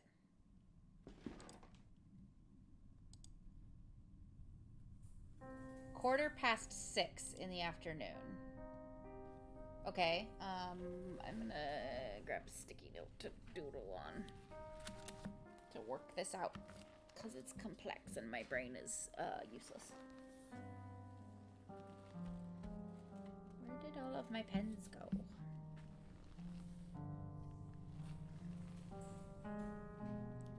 $6:15. Yep, you're quarter past 6. Good job. You're so smart, Jay. I appreciate you. Okay. So it's quarter past 6. And there's a lever to synchronize all the clocks in the house. But the cuckoo clock is rotated, the faces. So to get this one at quarter past 6, we need the hands, shorthand Basically at 3 o'clock. No, 4 o'clock.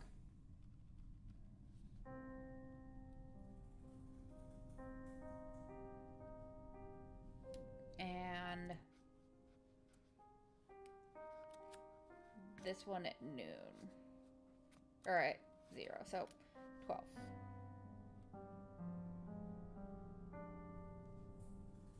Okay.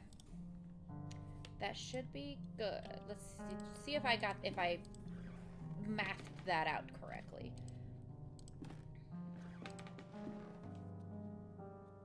Wait.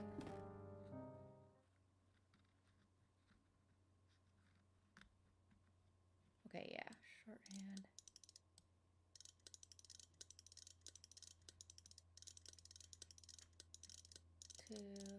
Oh no.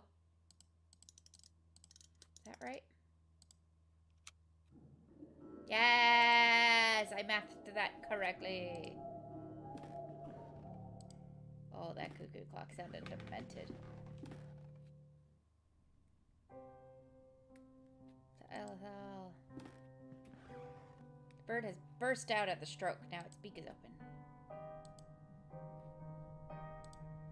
There was a key inside the bird! And I know where the key goes. He's having some kind of seizure. He is trembling it out of pure horror. Well, let's not help him in any way. That's fine.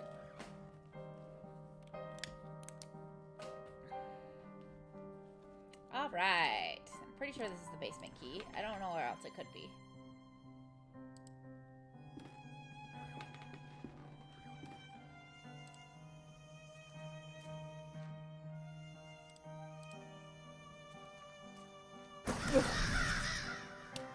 Oh, these jump scares. Y'all. A dusty carpet of Asian origin. Mold and dust cover the portrait, making the subject indistinguishable.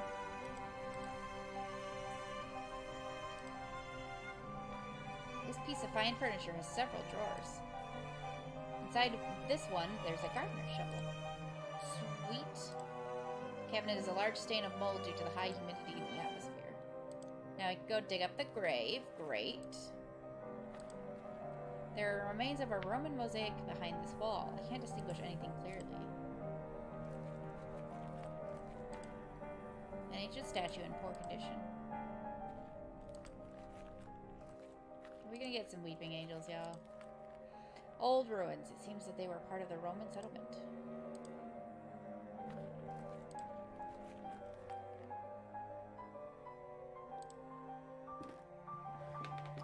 Book written in a language unknown to me. There is a scrawled annotation written in English on one of the margins. This and no other is the function of the serum we manufactured at the boarding school when we were young. It is something that we didn't understand at the time, to accompany the mind to the proscenium of the big theater, and there help us to look behind the curtain that separates the world of men from the land of truth. To look, I say, if anything, to apprehend an image of what lives there. Just that. Will that hoopoe allow us to raise the curtain enough to walk off the stage and go beyond? A huge cage full of leftovers and dirt. Animals have been captive here. Innumerable jars full of murky objects suspended in formaldehyde. It's interesting that I still have these. Jars and test tubes. Everything is soaked in chemical residue and the air is filled with the smell of vinegar.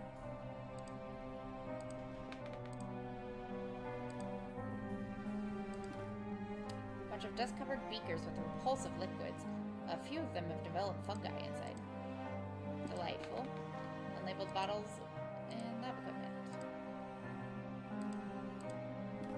Okay, I don't see anything else in here.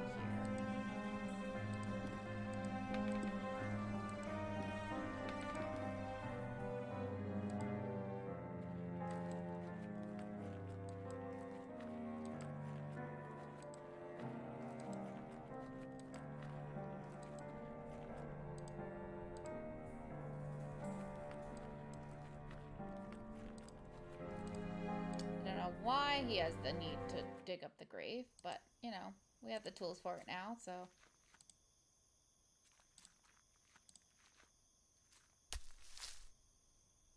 That is the most inefficient way to dig. What? The lock is very rusted, almost shattered. Lock still resists. I can't open it by hand. Okay. Oh wait, I have acid.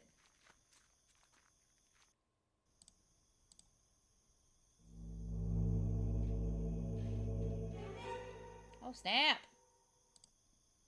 Beside the corpse there is a paper leaf. Dear Alexander, undoubtedly your methods are definitely stronger than mine. How do you manage to get results with such alacrity? On another note, my epiphany with the treatise of alchemy was not accidental. When examining the text closer, I have come to the conclusion that for a time, Raimundus Lully sought the same thing as we did. In his account, he describes a formula that he calls hoopoe. Yes, like the legendary bird. It closely resembles the serum with which we have worked so far, except for minor differences. It's a pity what you tell me about old Mike. I hope it gets better soon. July 2nd, 1887. Yeah, I'm glad we're on the same page. The remains of a humanoid body with a grotesque animal aspect. Maybe a small ape? It is a collar with some engraved words on it. Old Mike. Skeletal fingers of the creature are clutching a rolled up canvas. It's a map of the stars.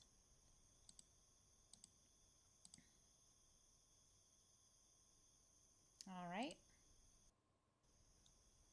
Now what do I do? Vega, Deneb, Altair, the Summer Triangle. It's some kind of navigation map. Several constellations are marked.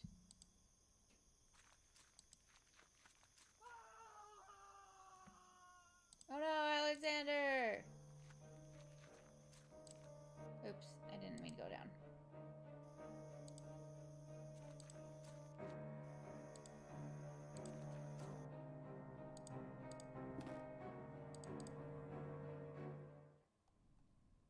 Alexander!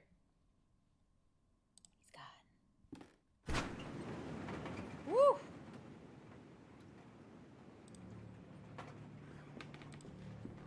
Some diary pages on the wheelchair. The paper is ripped apart as if someone had stripped it off the book hastily. October 31st, 1891. I'm writing this in the light of my desk lamp, hoping to be able to remember it all when the birds finally sing and the sun's blessing dispels the dark shadows of the mind. During the whole afternoon, a strong wind hit the valley, so strong that it has cracked the larger branch of the old oak in the garden. I find it hard to get sleep during these nights, so I read a lot while accompanying the professor. I don't really know when exactly I fell asleep. I was awakened by the chill of the night, which was seeping through the open window. I looked outside and I saw him. The professor was miraculously awake. What was my joy to see him standing on the balcony, watching the valley with a true serene expression, enjoying the fresh and calm air right after the storm. I felt that a blessing had fallen upon this house, and for a moment I felt immensely happy.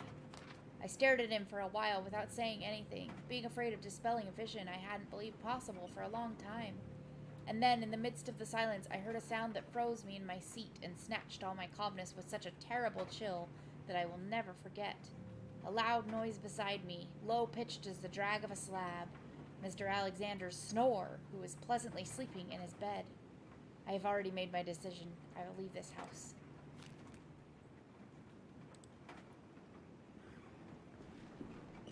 Hello? A statue. It's holding something.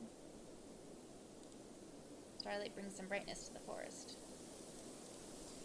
It's a lens mounted in a metal ring.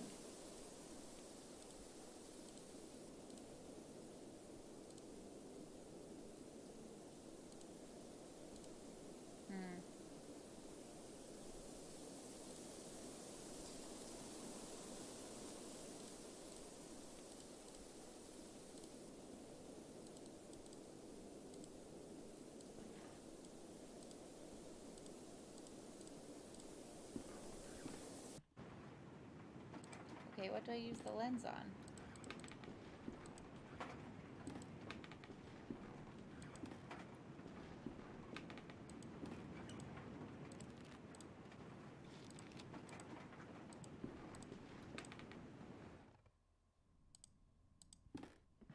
There wasn't anything else over this way, right?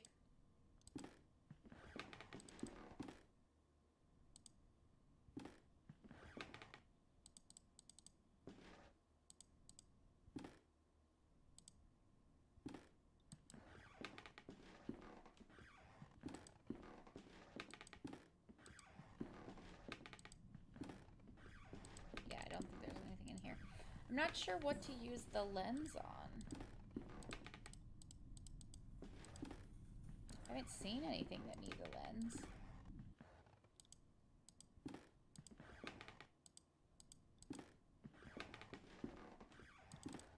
Do you have any ideas, Jay?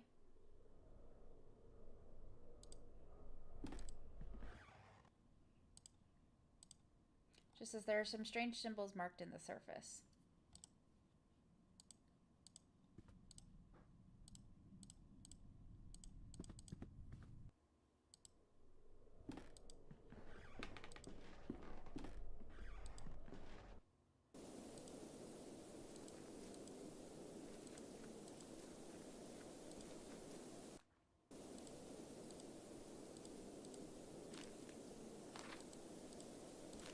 Maybe that laboratory back downstairs.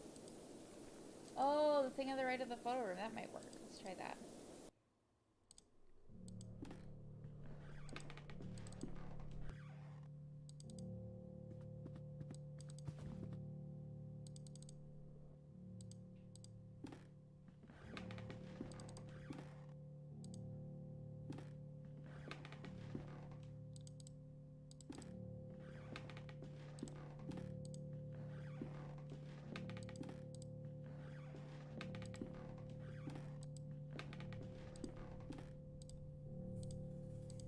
Nope.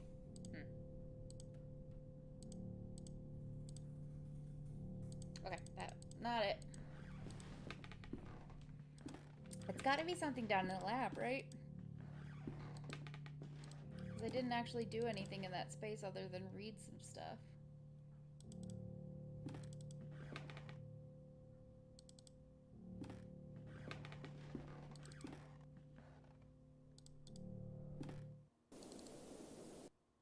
Why is it all of a sudden so much louder outside than it's been?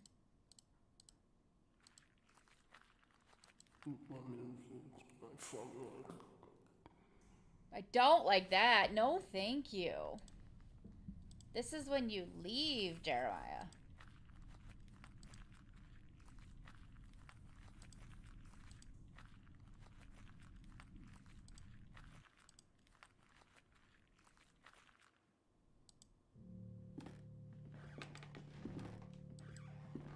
Ooh.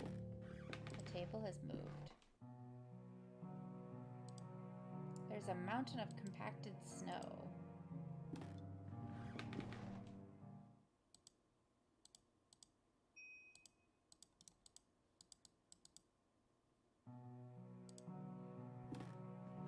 A wooden secretary desk, beautifully carved. The flip top has no knob or lock, just some strange symbols.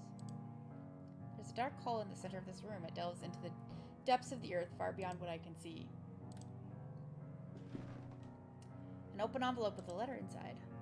Dear Alexander, I'm terribly sorry about old Mike. Will you put him to rest in his favorite place? After weeks of unsuccessful attempts, I've managed to distill the alchemical formula based on the notes you sent me. Certainly you're a master of this craft. The subject reacted to the serum as usual, rapidly entering into a state of waking sleep. Suddenly, the convulsions stopped, and since then, he has not been responding to any kind of stimulation. That sounds like Alexander. He has remained in this state for many days. My diagnosis is brain dead. Which should be our next step, Alexander? I'm worried this could be the end of our research. Press will fit perfectly in the telescope!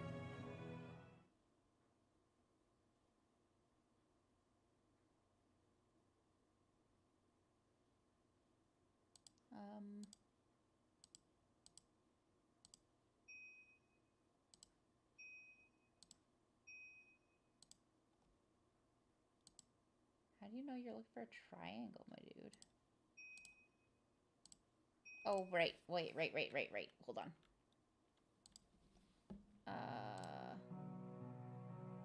Deneb, Vega, Altair.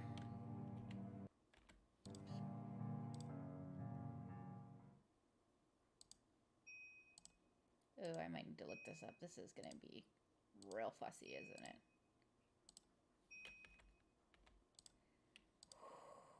I don't know if I have the patience for this.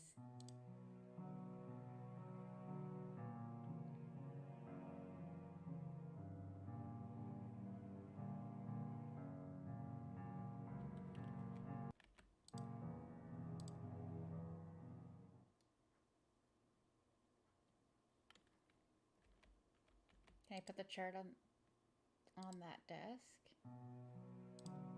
No, I can't do any. I can only, like, everything else I can pick up and use, but I can only look at the canvas, at the chart.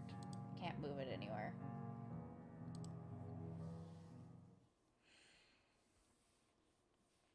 Okay, we're pulling up a guide for this because I'm not. Oh, this is not my thing.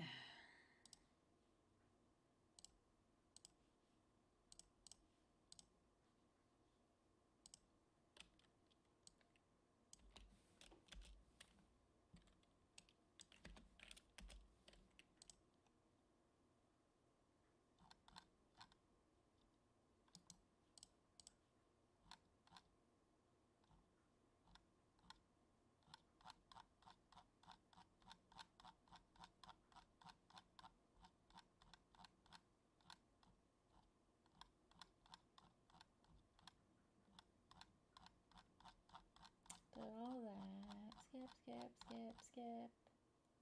There we go.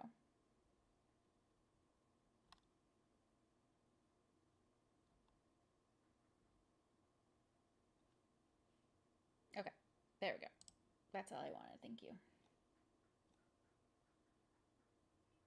That one.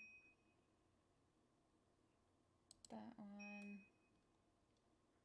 And I think that one? Yes. Okay. Correct. This is the summer triangle.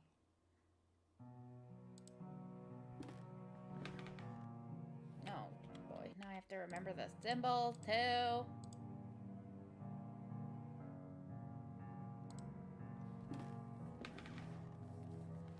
Okay. Squiggle, you. 3 lights.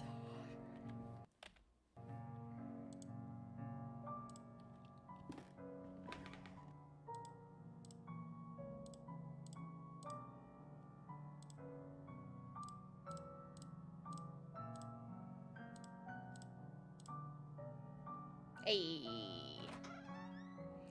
There's a small cabinet with 2 slots for syringes. Only one of them remains. Voice again. It comes from the bottom of the pit. Let's not go down there. I wouldn't want to be down here. Alexander! Oh, this is the thing we saw at the beginning. Unfortunate. Variety of surgical instruments and some jars with chemicals in them. Let's go back up the stairs, please. Alexander! Is this what you asked me to search for? Is it not, Alexander? Am I right? The last door. Za'alithal. The last door. We can cross together. What should I do? I am waiting for you, here, in the mist. It's nearby. I can hear it. What is nearby? What do you hear? I hear the beating of its wings. I know. It knows we are afraid. I am ready. Sit down. I would not. Personally.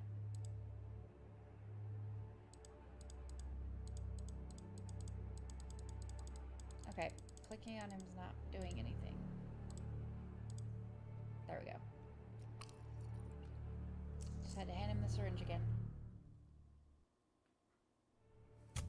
Just into your neck. Gripping balls, man!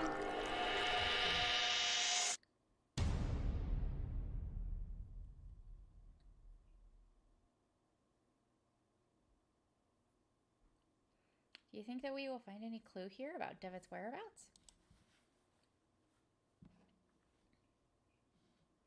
The police must have taken almost everything, but we have no other leads to pursue. Hopefully they have overlooked something. What about this room? There's a sealed letter between this table and the wall. It looks like Herr Beechworth never sent it. I think it is best that you read it. Dearest Alexander, please, you must reflect on this. We do not yet know what we are dealing with. If you were to open the door, it may stay that way. An open way for whatever lies on the other side. Vedete ne quiescat. Okay, so question. I believe that is season 1 completed. We might have a little bit more. And we've been streaming for almost 4 hours. Should we save season 2 for next week? Even though it'll be after spooky season. Hi, Alexander.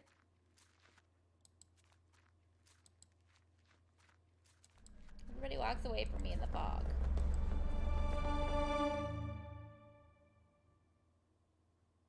Achievement unlocked. The Veil. The adventure continues in season 2.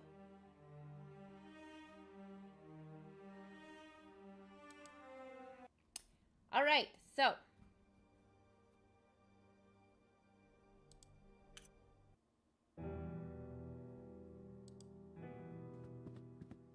He does not look dead, but just asleep. I barely knew him, busy as he was traveling the world. Is Beechworth awake? What would be a man with no aspiration for the other side to inspire or lead him? I knew it would come to this. Your father was a terrible mess of a man. I am only grateful that he brought you to our home. Soon enough, not long after you were born, I hold no doubt that you will learn from his bad example and grow up to be a righteous gentleman. Yeah, I think the next season is pretty much the same. Could there be greater than the efforts of mortals to rise from their miserable condition? Why did he do this? We will speak later, young man. We're busy. This is so sad. He was most dearest to me. You know, your father was a complicated man. He had a strong character and was stubborn as a mule when he had taken a determination. He believed he had a mission in this world, though I am not sure he knew exactly what it was. That which avoids description, the unknown, provides men with a reason to exist.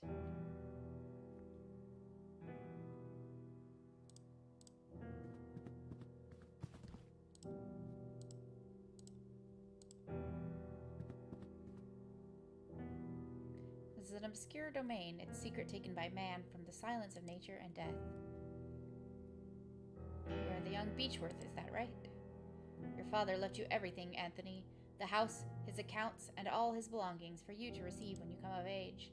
He was very specific in his testament, though, that you should receive this promptly, his personal book log.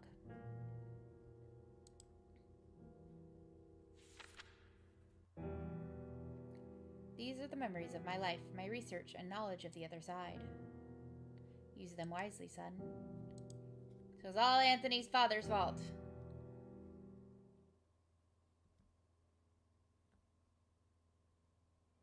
Those are strange little stories. Anyway, cool. Did I get it? Complete all the mini-sodes, read all letters, notes, and diaries in the game. Discover all secrets in the game. And the poor bird's suffering. Play the first episode. Find something left behind. Use the pain of a dying man. Complete the second episode. Complete the third episode. Uncover all 5 tarot cards. How am I supposed to do that? It stopped after 3. The short path.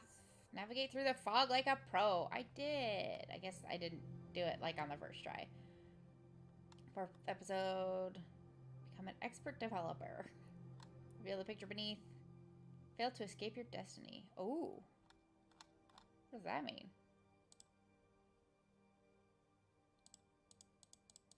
Oh boy. Okay. So, on that note, yeah, it sounds like we should probably end it here. It is 5 o'clock PDT. I'm sure it's even later for you. Thank you for joining me. I hope you had a happy Halloween. I love this season so much. I'm sad that it's November and Christmas is gonna take over. Not in my house, but just like in general in life. So we'll go ahead and leave that here. Next week we will finish we'll do season 2 of The Last Door. If I vaguely remember, but it goes to some wild places. So yeah, it'll be fun. we'll go ahead and leave that here. And I don't know if I'll craft on Tuesday. I don't have any crafts in mind. So yeah, we'll go ahead and leave. Have a great week. Take care of yourselves. Wear a mask. All that fun stuff. Make sure you're hydrated. Do your homework. Bye, everybody.